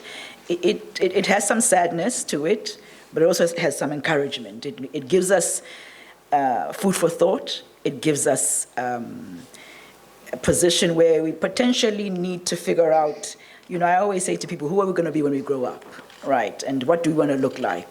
I'm glad that the young people like Jose understand that we have a point in time where we as Africans, and especially as a Maswati, need to figure out, is being a small country and a landlocked country an advantage or a disadvantage?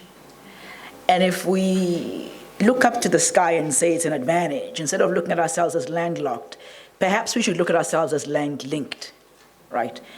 And land-linked means that we're sandwiched between two countries that have a population of almost 100 million people, right?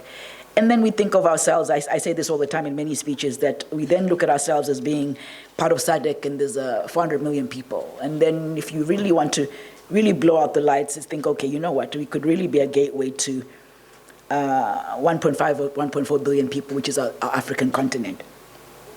I want to urge the young people on two things. You know, Jose just said that they're not in the room. You know, the thing about being in a room is you get in the room. You know, if you expect people to give you the room, these things don't happen. Those who really make it kind of get in the room, kind of get a seat on the table.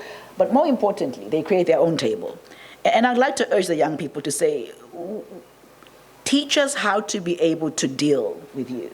One of the things that we are challenged with is culture. Culture says, I'm older than you, I don't have to be really smarter than you, but if I'm older than you, you must respect me. And that is important. But I think what we haven't done properly is to say, what does the future look like, and how do young people and old people, older people, work together for the future? Because the future is going to be here whether we like it or not. So I'm happy to have this dialogue to reflect on this issue of skilling, because it shows what's possible, but it also shows where we are as a nation. You know, UNDP rep, Eswatini is made up of very, very smart people. We're a very smart nation. And I think it's important to always remember that, to always say, we may have forgotten our way for a minute, but I'm here to tell you that with programs like Government in Your Hand, we're really transforming the country. It may not look like it today, tomorrow, but as the youth and everybody comes into it, when you bring convenience, when you open up an economy and you open up the government to be invisible but visible, to be a real service provider, you really start to enable people at every corner of this good country to participate in the economy. So you're no longer saying it's only people in the big cities. You're no longer saying with people who are coming from well-off families. Everybody starts to say, what's the problem in the country and what's the best way that I can solve it using an app? And then how do I use that for the 100 million people from in South Africa and Mozambique? And then you look at the SADC people. So we're not going to stop at what we've launched yesterday. We'll continuously add government services and even sometimes non-government services if they're going to be of good value to the nation. We look at AI then as a strategy. We look at AI as an enabler. And we look at AI as a framework that will help us to deploy services throughout the country, whether it's healthcare, whether it's education, whether it's agriculture, which are our main economic drivers in the country. But we want to be able to expand this being ethical. We want to be able to expand AI, ensuring that we are always accountable to the people of the country, that we're also really using governance as a big driver. The issue of equity is so important because, as was being said in a variety of speeches, if African people and the young African people don't get into the equity discussion right now, we may really lose a large portion of our growth. We have to figure out what solutions we can put together for our own people and then the world. Because if we are going to be, again, consumers of solutions, as you were saying earlier, whether it's algorithms, whether it's the tuning, whether it's the voice recognitions, we really are going to start being further and further behind. And it's much more difficult to negotiate with the machine than it is the human being. So if we can get in front of that, if we can look at issues like cybersecurity, ethical standards, but most importantly, solutions for healthcare, solutions for education. I mean, one of the solutions that we're working on, which is a very, very important solution, is most people either have a child or a grandchild or a relative going to school at some point. It is not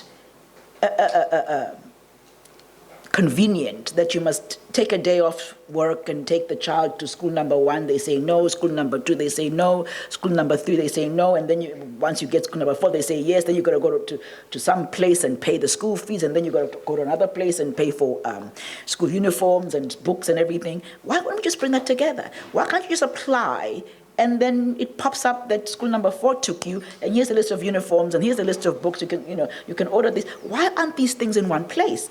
And so the young people, and ourselves as RSTP and as MICT, have developed this program. And so we want to ensure that by the next year that people are going to school, let's see if we can launch that.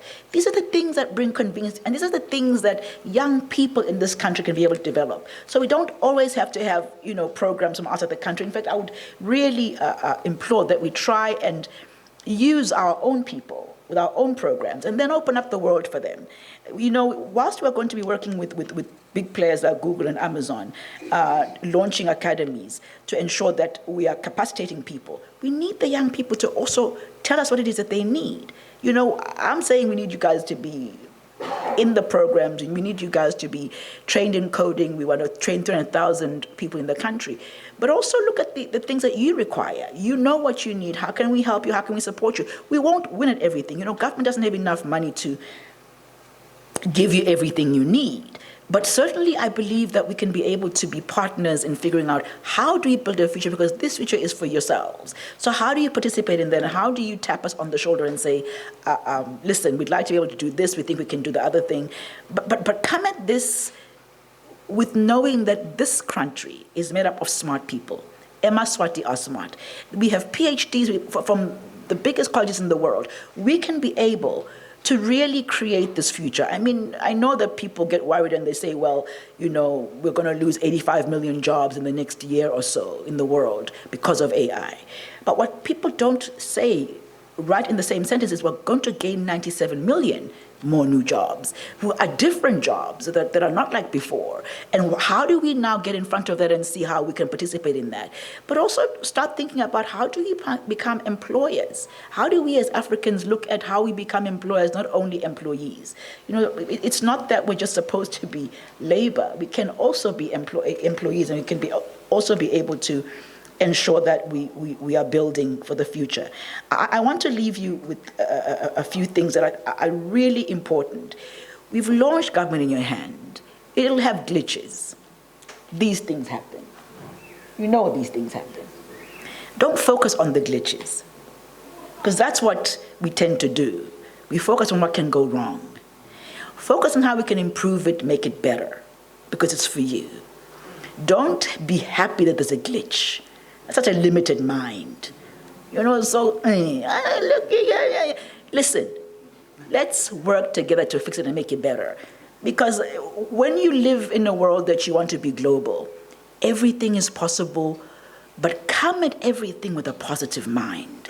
Come at everything with everything is possible.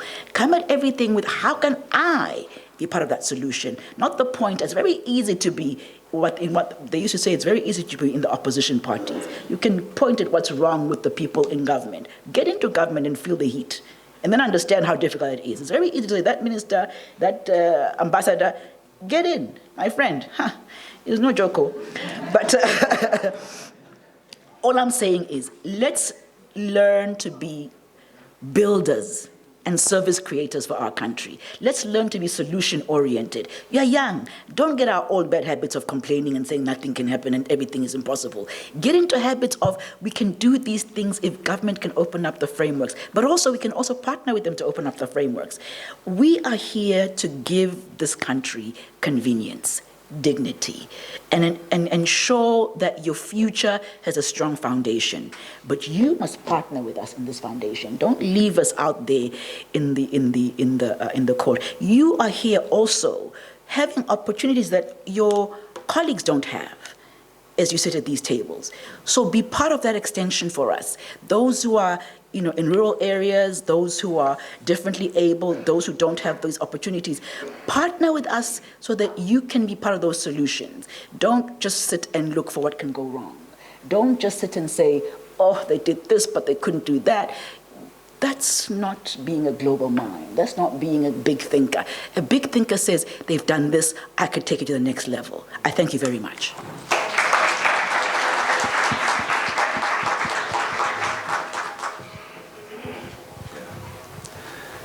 Thank you very much, Honorable Minister.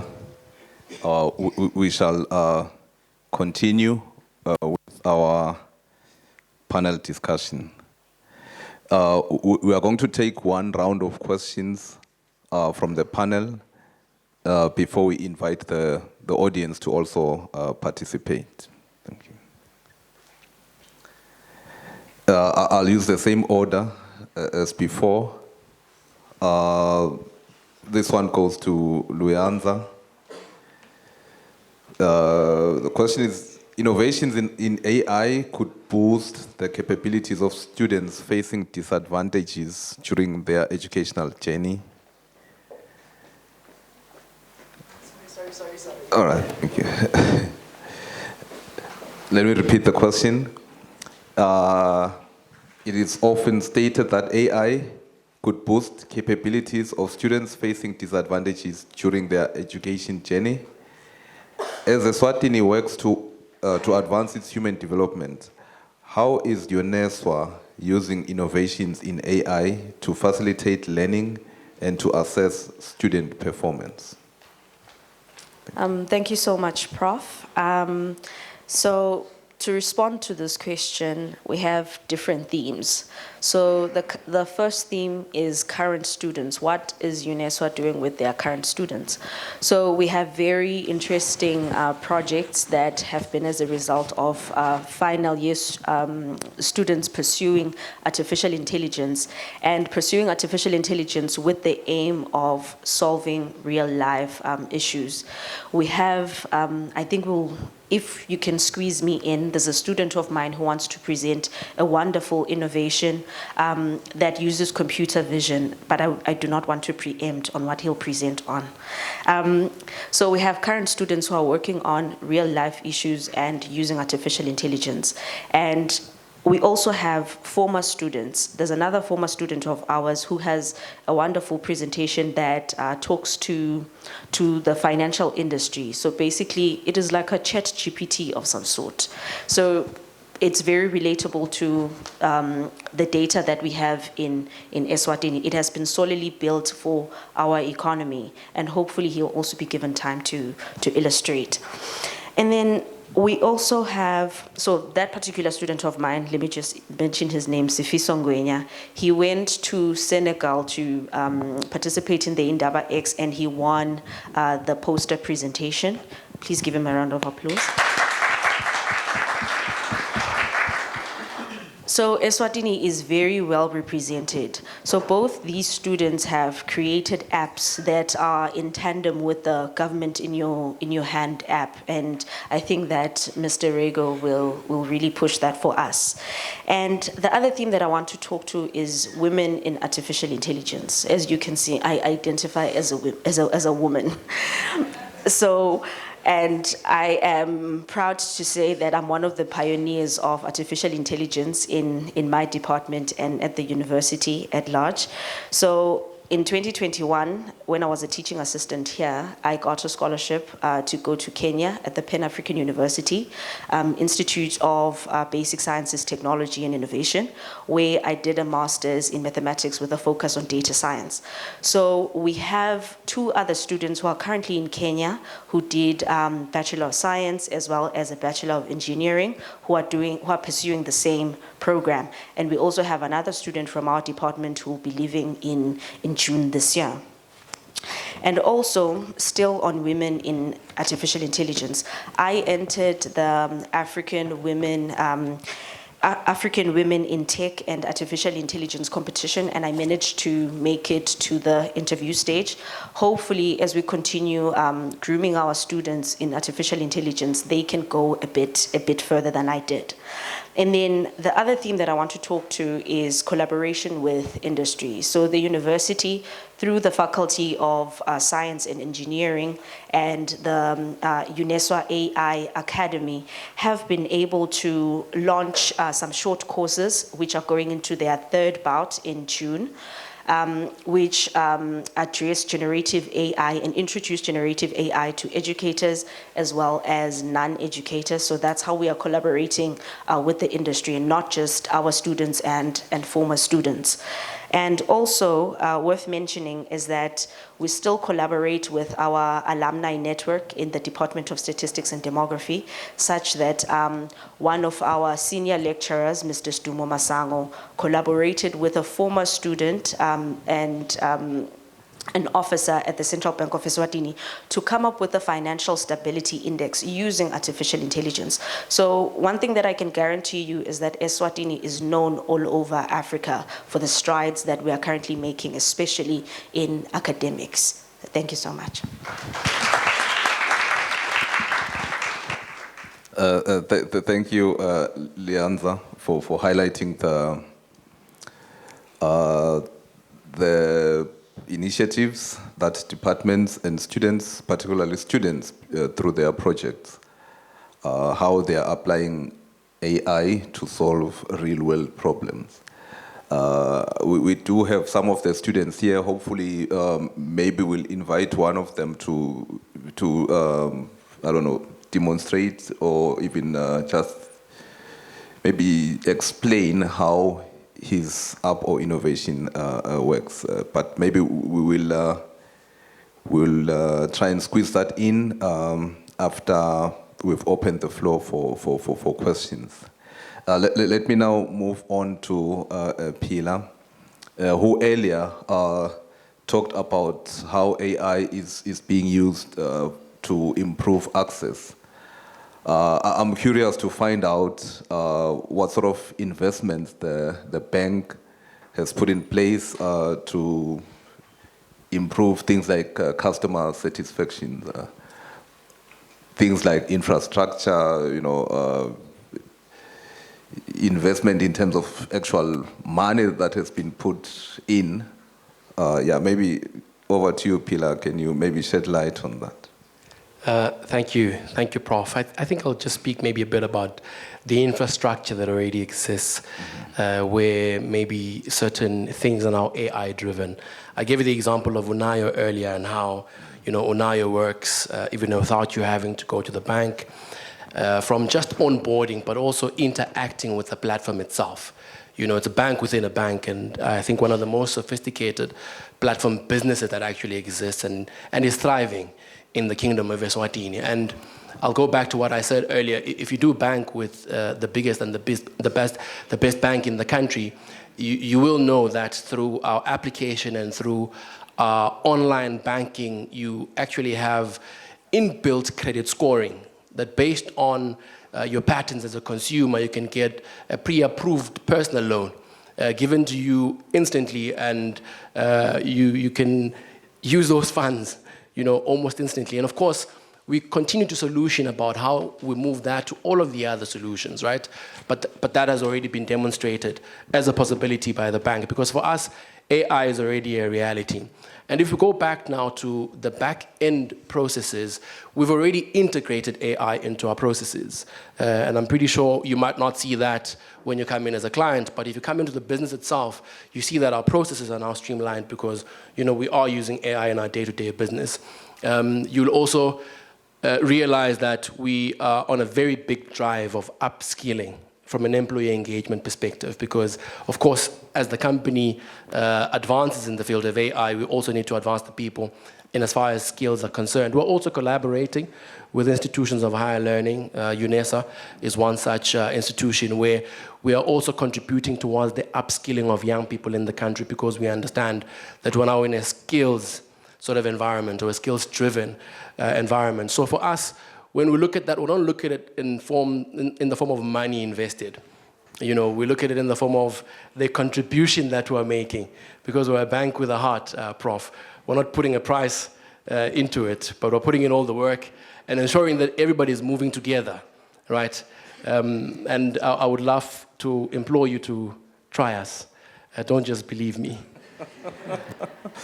Okay, thank you very much, Pila, for highlighting you know, the AI-based solutions that are currently being explored at the bank. I was particularly interested in the part where you were, you know, talking about upskilling. Hopefully, you'll enroll, you know, your employees to our Mastering Generative AI courses that starts in 2 weeks' time. Yeah, so Jose, maybe I can ask you similar questions based on AI-based solutions. I suppose you have already started, you know, exploring if you have any, and what have been the challenges and barriers that you've experienced. Yeah, in your attempts to innovate using AI. Thank you once again, Prof. So the interesting thing with AI, I have Grok, which has a humor mode, but you can never get the same humor that you get from two people having innuendos like right now. So I appreciate this spark of a moment. So we look at it from the skills point of view. We have been working with the Ministry of Labor on 2 to 3 career expos since 2022. And we've been working with the students some of the students at the university to assist the Ministry of Labor and its other partners with this career expo. And in these expos, we would tend to focus on the skills gap and mismatch or misalignment problem. There's a very unsettling figure that I read when I started this project, which is that the World Bank reported that Eswatini is ranked as 136 out of 139 as far as skills mismatch. Skills mismatch obviously speaks for itself, but it says how aligned or matched are the people in the country that have skills to the industry requirements. And so that skills mismatch then becomes one of the areas that we see it being a challenge to the country's development. We have all these indicators that we can benchmark ourselves with, but if we are not skilled or are not matching, if your skills don't match the industry requirements, then there's a fallback effect that's going to happen. And then AI then comes in to really just jolt the whole problem into a different dimension, which is why the academy right now is a great place to look at for AI upskilling. So what we did in these expos is that we would go to each of the locations. So we'd go to different regions and we'd start assessing the skills of the students in high school. And each demographic would have a different set of problems. We'd find in some rural locations, like in the Shiselweni region or the Lubombo region, that the students don't really even have the basic computer skills to use the computers that we were using to assess them of their problems. So that was the first challenge. I'll start with the challenges and then I'll go to the hopefuls. The first challenge was that some of the students wouldn't even know how to hold a mouse. And these are Form 4, Form 5 students that are about to finish high school and have to start planning for their career trajectories. And then you'd ask them a question when it's a one-to-one. So what do you hope to be when you finish high school, like in this location you're in? You obviously want to go out of the location and upskill and get your career path started. And most of them would give you the response that shows a lack of exposure. They'll tell you they want to do everything else that others have said before. So there's a pattern that would repeat of exposure. They want to be teachers. It's great to have teachers. In fact, it's important to have teachers. But when the diversity starts to flatline and everyone keeps saying the same thing, I want to be a teacher, I want to be a nurse, I want to be a nurse, I want to be a nurse, then you see that there's a challenge in the exposure. I used to want to be a doctor in high school, and then I got to the university here, first year, and I saw computer science, and I changed my mind. So that's what we hope to show the students in the high schools right now. So how we bring AI into this is that we've started a program where we want to build models that can assist the students that are assessing their skills to align them with the jobs that are opening up according to the skills audit report. And I know there's a new one that's being finalized now by SAPOC, which is actually showing the potential industry that we can go into, factoring in the digital age, AI transformation, and that's the gap that we hope to close. And so partnerships that we have right now are only to augment and improve on that. A final one is one that we have with JA. We just started a few weeks ago. We've been invited to assist the high school students in helping them to solve problems locally that align with AI, fintech, digital innovation and transformation, as well as digital media, renewable energy, and the circular economy. The problems that these students are supposed to solve require AI to be a part of the solution. So we hope this will be a learning experience for us to see how we can get the high school students in Form 4 to build small companies that can use AI, use tech, use media, and go forward to the next generation. Thank you, Prof. Yeah. Thank you, Jose. Indeed, the issue of digital, divide is of huge concern that we are currently struggling with it. We're struggling with it even before AI. So there's a huge possibility that AI will make things worse, that those that do not have the resources will be left behind and they will never catch up, which means that the real danger is that they may have no chance if future jobs now depend on this technology that they cannot access. So I hope maybe the government, this is something that we need to discuss to see how best we can make sure that no one is left behind. Ladies and gentlemen, I think in the interest of time, we will now move straight to getting questions from our audience. We will maybe take 3 questions for a start to see how it goes. Can I start with the gentleman wearing a powdered blue T-shirt because he's been raising his hand for a while? Yeah, I believe he will need an interpreter. If you can assist him, yes, sir. Yeah. So my panelists will assist in responding to the question. Yeah. Hello everyone. My name is Njabulo Dlamini. I work at the deaf school, high school for the deaf. I am deaf and I'm teaching students ICT. I have a question.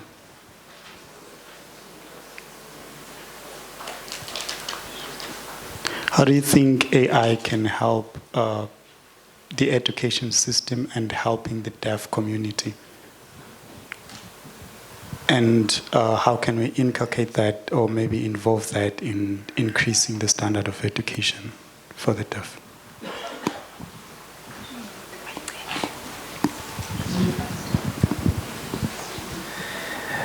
Okay, maybe let's take the round of questions to give us time to reflect, then we will respond. Another question? Yes, sir.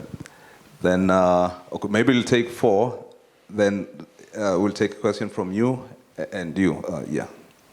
Thank you very much for the excellent debate. We had a conversation the other day, I think it was with NAMBoard, about supporting smallholder farmers with agriculture business development plans. And one of the things that came up was a lot of the people living in, especially in the rural areas, might not be so, speak not so much English. They prefer speaking in the Swazi language, Siswati, yeah. So I don't know if there's any experience in how we can tap and use local languages in AI to really make sure that they can be used by people all around, not just in this country, but in any country with a lot of local languages. Thank you.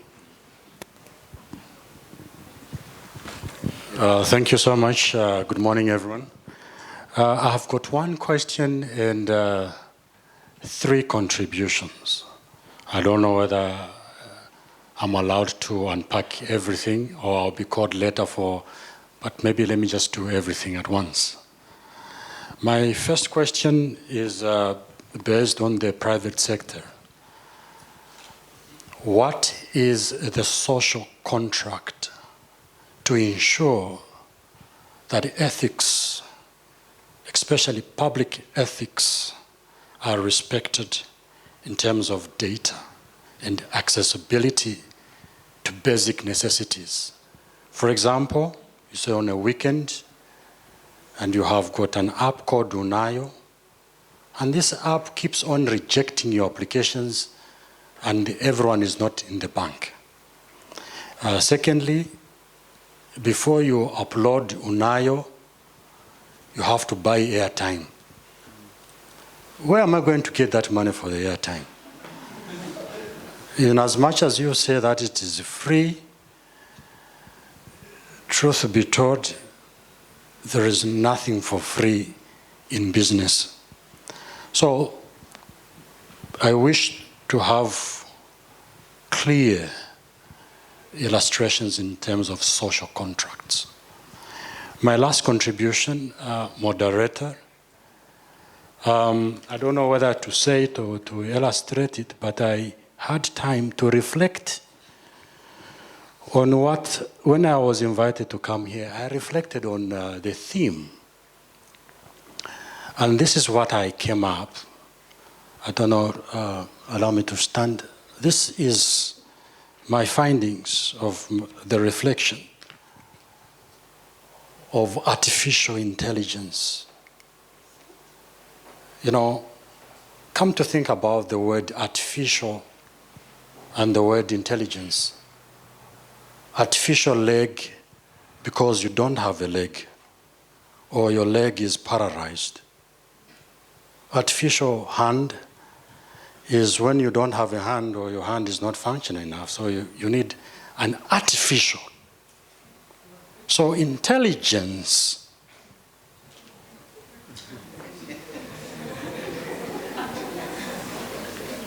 thank you that you have answers.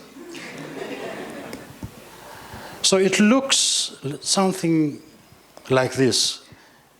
A circle which we are sure about, but to some degree, we are not very certain about it. However, in my thinking and, hypothesizing this issue, I discovered the reality of this is this. This is artificial intelligence.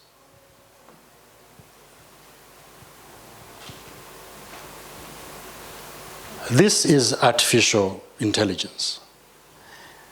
It's a black hole effect. A black hole effect is when you're excited to jump into the black hole but we are not very sure of how deep it goes. Especially young people. Your brains are now becoming, artificial or plastic because of the black hole effect. So all what I'm trying to say, Professor, is that the university must teach our youths not to be excited in copy and paste issues and concepts whose cost and effects we may not be ready to bear and sustain in the future. 30 years from now, 40 years from now. That is my first contribution. My second contribution is about the 2021 situation in Eswatini. The country was on fire, and we are now healing. Our GDP was sub-zero. That's a reality. I was a victim. I was tear-gassed. But guess what? According to my research, my studies, according to this publication,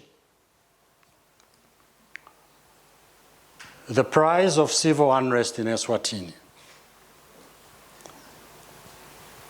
one of the contributors to the fires of this country and the high levels of inequalities and unemployment was actually the same thing that we are talking about today, artificial intelligence. The technologies, information propaganda, contributed effectively to the dismantling of the economy, and as we are talking today, we are healing from those wounds. Now, the panelists, the innovators, what safety guards are you putting in place that tomorrow Eswatini is not going to be bent and people will be sending false information, misinforming others, as a result, unsettling the whole country? You know what was happening on social media to the extent that the government had to suspend technology because the country was in flames. So as an innovator, are you ready tomorrow to be put on this stage and be told that you are the contributor of this mess? That is very important. And secondly, I wish to appeal to government officials. I know they are here. We need to accelerate the implementation, the localization, and the contextualization of the national technology policy. The national technology policy is going to help us to think both within the box and outside the box against unethical practices that are likely to manifest due to opportunistic thinking around technologies. There's scamming going on right now. The monies in the banks are disappearing right now. So we need to implement these policies most probably as soon as possible. Ladies and gentlemen, to me, it was just a reality check, and I hope it will basically add value to this issue which we are basically trying to harness right now. Thank you so much. Okay, thank you.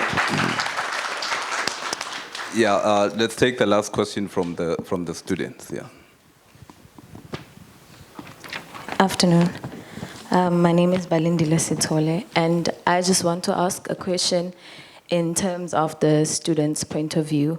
With how our students are using AI today, my question is, In terms of quality educational influence, how can we ensure that our graduates are managers of AI and not managed by AI when we look at the ethical point of view, so that we are ensuring that our economy is influenced by people that understand the knowledge of the ground and not just generating information that can be curated anywhere?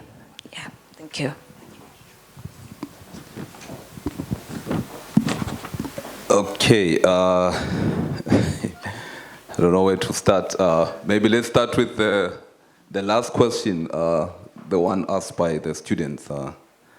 How can we ensure that the graduates are not managed by the technology, but they're in control? Yeah, let's start with that one. Colleagues, yeah. Thank you so much, Prof. I don't like being here, it's difficult. But anyway, so as lecturers in this university, we had been deliberating on this matter, that if we continue giving students the same assignments over and over again, they do it in 2 minutes, copy and paste, and they even humanize it so that it's not even detectable by your AI detector. So what we are trying to do these days is that the assignments that are given to students are AI proof. I have a fourth-year class, and their assignment was basically to use our software in survival analysis. And I had to switch it up and say, because they can easily get the codes from AI, 2 minutes, they are done. So I said they must come back and teach the class on what each and every code means, so that we are creating a community of AI engineers and not just AI consumers. So every lecturer has also been exposed to generative AI through the Faculty of Social Science and UNESCO AI Academy. So we are upskilling ourselves as lecturers as well to ensure that quality remains the same or is increased. Yeah. Yeah, thank you. Maybe just to add, as the university is working on developing guidelines that will guide responsible use of AI amongst both students and staff. Some faculties have already included AI literacy training in their curriculum. For example, the students in the Faculty of Science and Engineering, every student who is enrolled in the faculty has to take an AI literacy course, which is compulsory for all students. So the idea is to maybe make them aware that they can use the AI to support the teaching. AI is not just for shortcuts. You can also benefit from this technology. So if you focus on the the benefits, then it can assist you in your academic journey. So let me go in chronological order, the order in which the questions were asked. So there was the first one is how can AI help those in the deaf community? I will attempt to respond, then maybe my colleagues, if they have something to say, can add. I think 2 days ago, myself and Jose were in a meeting and were very frustrated that there is a Google I/O live event taking place. And after the meeting, went back to check the highlights. So one of the highlights which I found interesting was that Google has now introduced a translation for sign language, which means that you can now sign in any language, because even within the sign languages, there are different, what is it called, dialects, or there are different sign languages. So Google, through the Gemini app, and it's called Live View, you can sign, then there will be an interpretation of your sign. But of course, it's not currently available, but that is one of the latest developments that were announced, I think 2 days ago. There may well be others. I believe my colleagues can add if they're aware of any that speak specifically to support for the deaf community. Thank you so much, Prof. And I think I'd like to recognize that one of the shortcomings that we have as able-bodied people is being blind to what other people do not have access to. And I can guarantee Mr. Njabulo Dlamini that we are working on solutions to include deaf people and other people living with disabilities. I think it is Neuralink. They are introducing microchips that deaf people can also use for teaching and learning. So we're taking it upon ourselves, my students and I can see them looking at me. We're taking it upon ourselves to create projects that are going to be solutions to people living with disabilities as well. Thank you. Yeah, thank you. I think that there was a question also on using AI in local languages. I believe that the response is more or less the same, that we, as Eswatini, must be part of the development. I think if you have tried to use these apps like Gemini or whatever for translation into Eswatini, you will see that they are not perfect. They are not perfect because we are not part of the development. So if we involve ourselves in the development or localize the models, come up with our own local versions that are specific for our context, that could be one of the solutions. Then there was, a number of questions. Of course, they are more on the extreme side of fears. Whenever there is a new technology, there are always these concerns. Initially, they are valid. They've been there since the invention of the wheel. There are always concerns. So I believe it was just a way of cautioning us to be careful in how we engage with these technologies, and also to establish some safeguards which can guard against some of the effects, like the issue of propaganda that can lead to civil unrest was highlighted. How do we safeguard? So one response I can give is awareness. You must be aware of what these tools are, how they know what they know, and how biased they can be, and be aware of things like deepfakes and so forth. So I believe AI literacy could be one solution. There were other questions. Why Unayo charges airtime for access? I'm not sure, but I can guess it has nothing to do with AI. I don't know, maybe you can respond sharply in like 20 seconds, because I've been asked to wrap up. Then I'll give Jose a chance to also respond to some of the questions.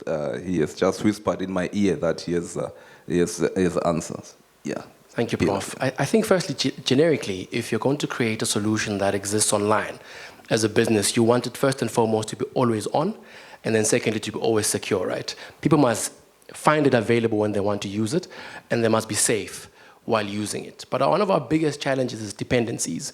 We are using certain networks that must be available for us to be always on. If they're not available, in this instance, through airtime or data, you might not be able to use that platform. But that's a dependency. And we'd love to make it free, but sometimes just because something is free doesn't make it cheap, right? And we need synergies and collaborations between different sectors in order to solution for some of these problems. We can speak further about it though, but in the interest of time, thank you. All right, thank you very much. Indeed, some of these responsibles, some of the questions that have been asked, I think they require a dedicated session, on getting the right responses. Maybe in the last minute or less, I'll give Jose the final say. Thank you, Prof, and thank you everyone for your time. It's very important that I address the question that Dr. Chungwa just posed, and it's a serious one we think about on a daily basis. During 2021, we were in the university, in our offices when all this was happening, and we were concerned. We asked ourselves, what are we going to do about the situation now? And we had no answers. But over the years since then, we've sort of figured out that the best thing to do in preventing another similar situation, in as much as it looks like we are moving closer towards it much faster, is culture.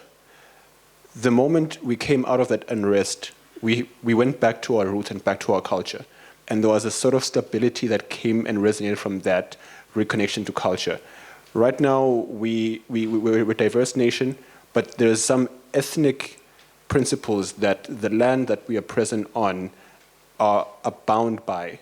And if we bring that culture into the digital world, into the AI models that we can consume and use for solutions ourselves, I believe there's less risks of those disparities coming up, because those are social and human anthropological challenges that we're looking at now. The economy, of course, is part of that, but the economic challenges are also part of the problem of where does the culture get left behind.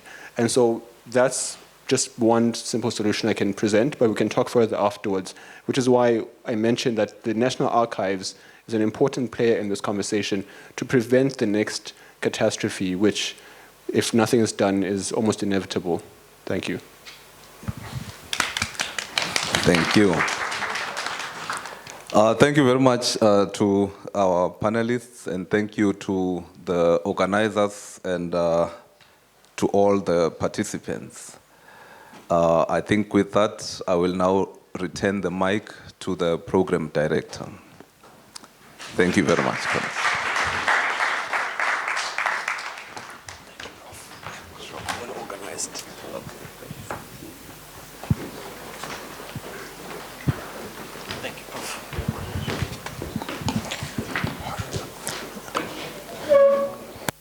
Be careful. Thank you very much to Professor and the panel. As we drive towards the end of the program today, we are very privileged amongst us to have the presence of His Excellency, the British Ambassador, Mr. Colin Wells. He will take the podium and give us a few remarks. And that would be one but last presentation on the podium. Thereafter, we will have the Principal Secretary in the Ministry of Economic Planning and Development to give us the final closing remarks.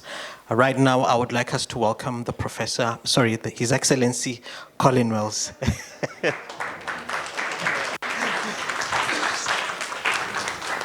Should I use the podium, I think? I think they will sit.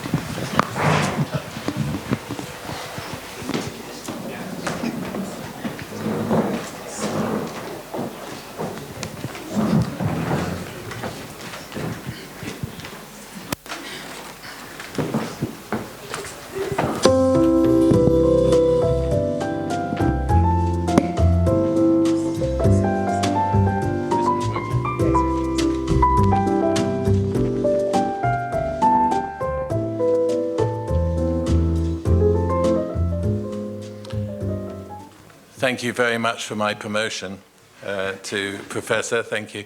First of all, I'd like to recognize the presence, or now departed, of the Minister for ICT, but also in absentia, also the Minister for Economic Planning, and we have a representative from the PS here today. But also to recognise my friends, the UN Resident Coordinator, George Wachira, as well as UNDP Resident Representative here, Heinrich Franklin. And everybody else, distinguished ladies and gentlemen, students, so nice to see the students at the back of the room. And I hope to say hello to you in person a bit closer to the time after this. I would like, it's always very difficult to come in right at the end of a session like this, particularly after so many experts before me, and particularly the 4 that were on this platform earlier. So I'm going to sound very dumb in comparison, but I do hope so. And I'm also very conscious that you're also, all of your tummies are probably very empty at the moment, and you're quite anxious to go and fill them very soon. So I do want to reassure you, my words are reasonably brief. But thank you also to the Vice-Chancellor of the university, sir. Thank you very much to you for being present, but also for your staff and for hosting this, and also to all of the staff of the UNDP for making this event happen. It's been very, very impressive, sir. Thank you. So thank you very much for the honour of being able to speak today and to help those who've already participated in making and enhancing the quality of this event for the national launch of the Human Development Report under the theme of the impact of digital transformation and AI on human development, society and beyond. I've just congratulated UNDP for the publication of the report, but also to say to UNDP staff, thank them for their work throughout Eswatini. I've seen that for myself, and it's very, very impressive. The United Kingdom, as Henrik said in his speech at the start of this event, the United Kingdom is a major donor to multilateral agencies like the UNDP, the wider UN family, as well as to other parts of the multilateral infrastructure, such as the World Bank. I'm very conscious I need to slow down for you, sorry. We are also a long-time and close friend of the Kingdom of Eswatini, so you all know so well, as you all know so well. So we hope to see the UN and His Majesty's government in Eswatini working closely together, and it is clear from today's event that this is happening in a big way. Ladies and gentlemen, it is deeply prudent that Eswatini and its government ministers, administrators, private sector, the police and the wider security sector, and others, such as academia, have their eyes open to what digital transformation and AI can do to build better societies, economic growth, create more jobs, reduce inefficiency and corrupt practices, and to alleviate poverty. In my own country, digital transformation is not just reshaping industries, it is redefining the very fabric of communities across the United Kingdom. From bustling city centres to rural villages, technology is creating new pathways for connection, opportunity and resilience. In urban areas, smart technologies are driving efficient transport, greener energy solutions, and more responsive public services. Local councils are increasingly adopting AI-powered platforms to streamline housing, benefits, and social care, improving the lives of thousands in the process. Meanwhile, high-speed internet has become a lifeline for remote work and digital learning, reducing geographical inequalities and unlocking new economic potentials for areas once left behind. Individuals are now working from home on a major scale. Many successful small businesses are run from home, empowering in particular women to become income earners whilst also being home carers. Could this happen in Eswatini? Of course it could. Indeed, the Honourable Minister for ICT, as we know already, launched 2 phone apps yesterday at ERS, Government in Your Hand, and what I've sort of laughed about this morning was the curiously named Tax Pal. As somebody who ran had the pleasure of running a British overseas territory for 3 years, I can tell you nobody was friendly with me about taxing them. But nevertheless, it's good that ERS are projecting themselves as being caring of their customers. The Government in Your Hand will start the journey of making government services accessible through your phone. Instead of queuing in hot, sticky government buildings, and I've seen that for myself, you can apply for your passport or ID card at home or in a cafe or wherever you want to be. I'm sure this is just the start of a digital-based transformation the Minister and her government colleagues want to drive. It will take time, but it's a very good first step. However, going back to the UK, the transformation in the UK hasn't been without its challenges.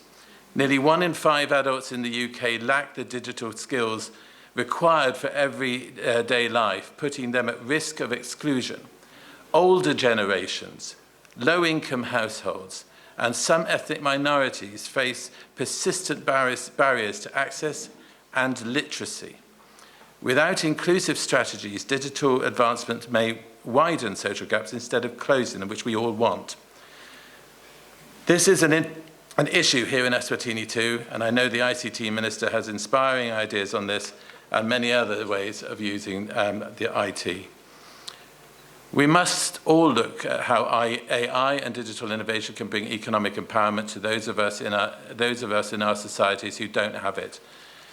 In the UK, many run micro missions from their front rooms, using their phones to promote themselves, take orders and payments. As I mentioned earlier, many women bringing up families at home have also become part-time business owners through their phone or laptop, empowering themselves through income generation. I hope we can see some benefits here, similar to that. There should not be a limit to what can be done with AI. His Majesty King Mswati III wants to modernize this kingdom, this beautiful kingdom, your kingdom, and to make it a first world. Getting the journey with modern technology right will help that vision become a reality. Embrace new technologies, use it to build growth and economic empowerment, particularly for remote communities and the most vulnerable, and to facilitate inward investment. I'm convinced that the Eswatini can achieve this, His Majesty's vision. Ladies and gentlemen, I could speak for ages on the subject, but I won't. Dinner, lunch, beckons. But I do think I have a confession to make. And I'm looking around the room, I cannot see a Catholic priest. So I shall make my confession to the Vice-Chancellor. Earlier today, the Vice-Chancellor said that he had not used AI in his speech. Vice-Chancellor, I used it for 50% of my speech.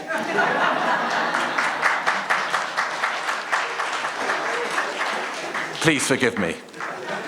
Thank you, ladies and gentlemen.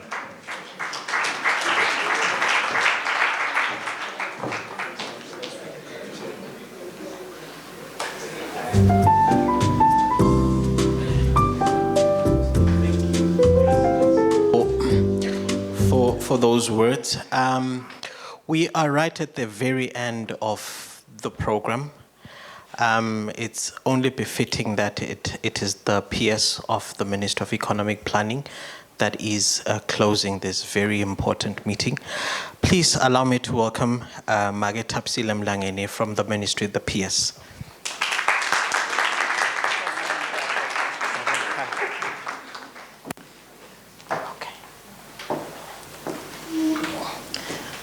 I guess this needs to be adjusted for height.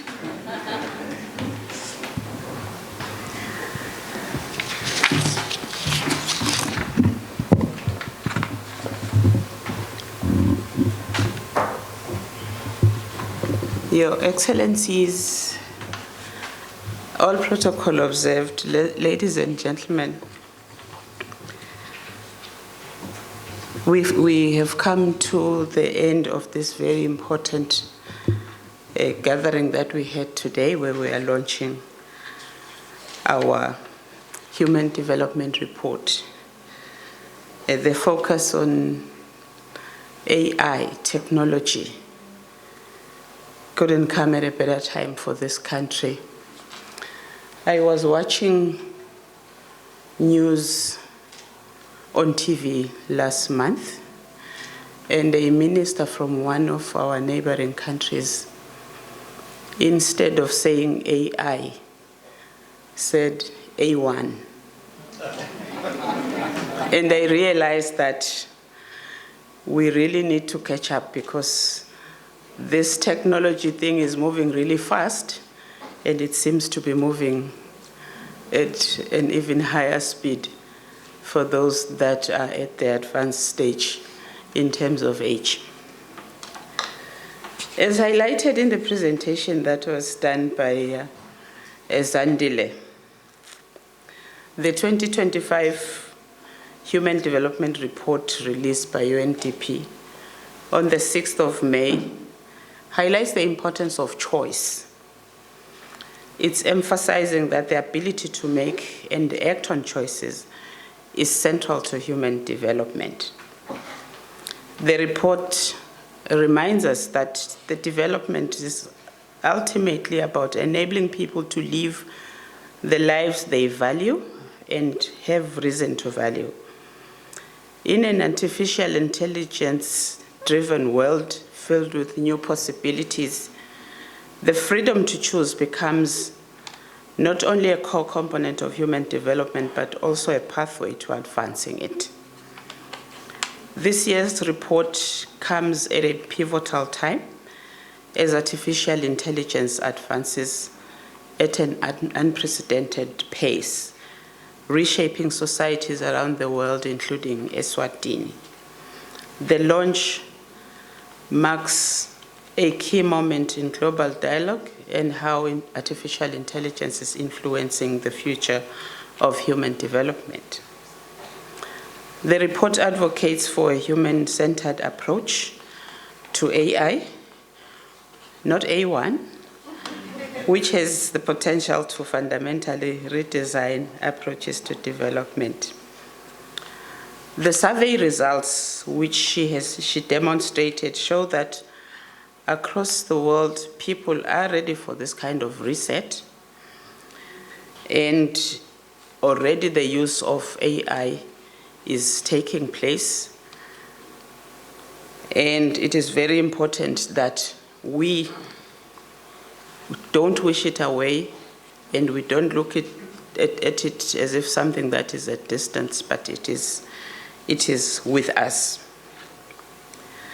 Around 1 in 5 of survey respondents in the report shows that they're already using artificial intelligence, and the young people are leading, as we have seen that students use it even more, or because they need to get information from digital platforms. And 2/3 of respondents across lower human development countries anticipate using artificial intelligence in education, health, or work within 1 year. That makes closing the gap in terms of access to electricity and internet is more urgent than ever before, so that no one is excluded from the emerging possibilities that come with technology. Access alone is not enough. The real divide will hinge on how effectively artificial intelligence complements and augments what people do. The report outlines 3 critical areas of action. First is building an economy where people collaborate with AI rather than compete against it. And secondly, embedding human agency across the full AI life cycle, from design to deployment. And thirdly, modernizing education and health systems to meet 21st century demands and beyond. And as I was sitting there listening, I was very excited to hear what the university is doing in terms of making sure that we are up to speed with AI, especially our students. Luyanza, thank you very much for what you do. And I'm very happy that she's a woman. And she also identifies as a woman. There may be a difference. You may be a woman and identify as something else. So in terms of Eswatini trends in the Human Development Index, Eswatini continues to make steady progress in advancing human development, with improvements seen across the education, health, and living standards. If you look at comparing the 2023, what the country had achieved in 2023 and where it is now, we see well, I don't want to call it a significant improvement because we are going to get comfortable, but we see an improvement, and there is still room for improvement. Eswatini's positive HDI dynamics have been primarily driven by notable improvements in education, health, and income. And between 1990 and 2023, our Human Development Index value changed from 5.7 to 0.695, which is a 21.9% change. And looking at some of the indicators like life expectancy at birth changed by 2.96 years. Expected years of schooling changed by 5.6 years, and the mean years of schooling changed by 2.39 years. Please note that the Human Development Index is a summary measure for us assessing long-term progress in 3 basic dimensions of human development: a long and healthy life, access to knowledge, and a decent standard of living. From the panel discussions, I can summarize that the panel discussions highlighted the importance of the use of artificial intelligence, which has shown advancement in the Kingdom of Eswatini, both from the private sector, academia, and also with civil society, as we have heard from the presentations that were made by Pila from Standard Bank, Luyanza from the university, and also Jose from the Youth Innovators. We are happy that persons that are living with disabilities and students are taking interest in artificial intelligence, and they are not being left behind. So we have to move forward with the initiatives that have been taken by the university and other institutions, and also make sure that we have appropriate national institutions, a legal and regulatory framework, so that we can encourage the artificial intelligence use to scale up all its opportunities and to avoid other challenges that come with it.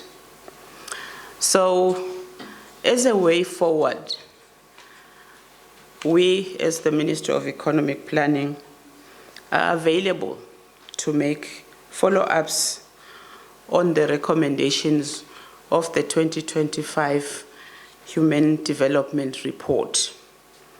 We work very closely with UNDP and the UN family at large on the different sectors that they focus on.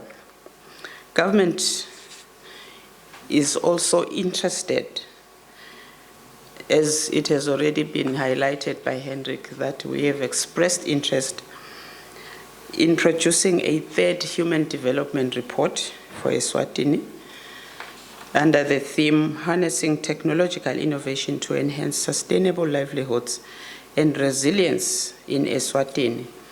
And we have a commitment from UNDP to support this initiative. And it is really, really appreciated. As we look at the global report and how other countries are performing, we also have to look internally on how we are performing and where we need to improve to take our country to the next level. I thank you.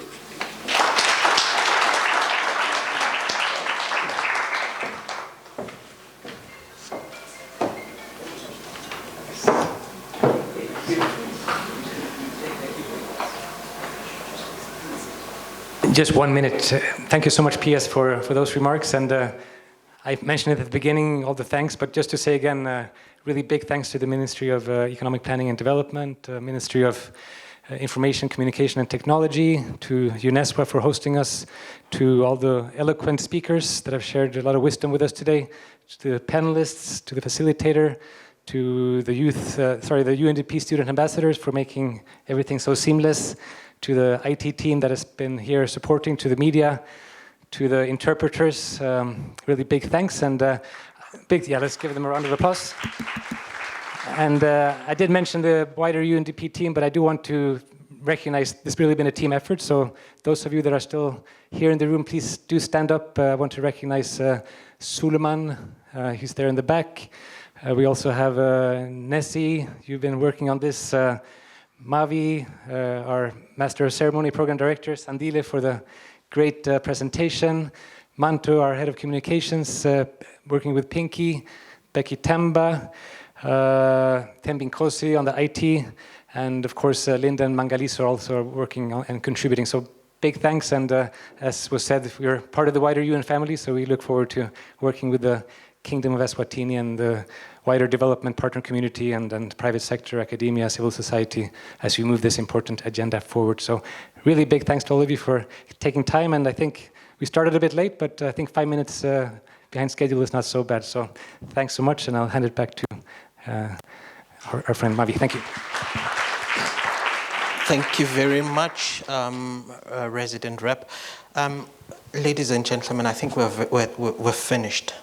And so this next part is a part where we cannot be helped by AI, no matter how hard we try.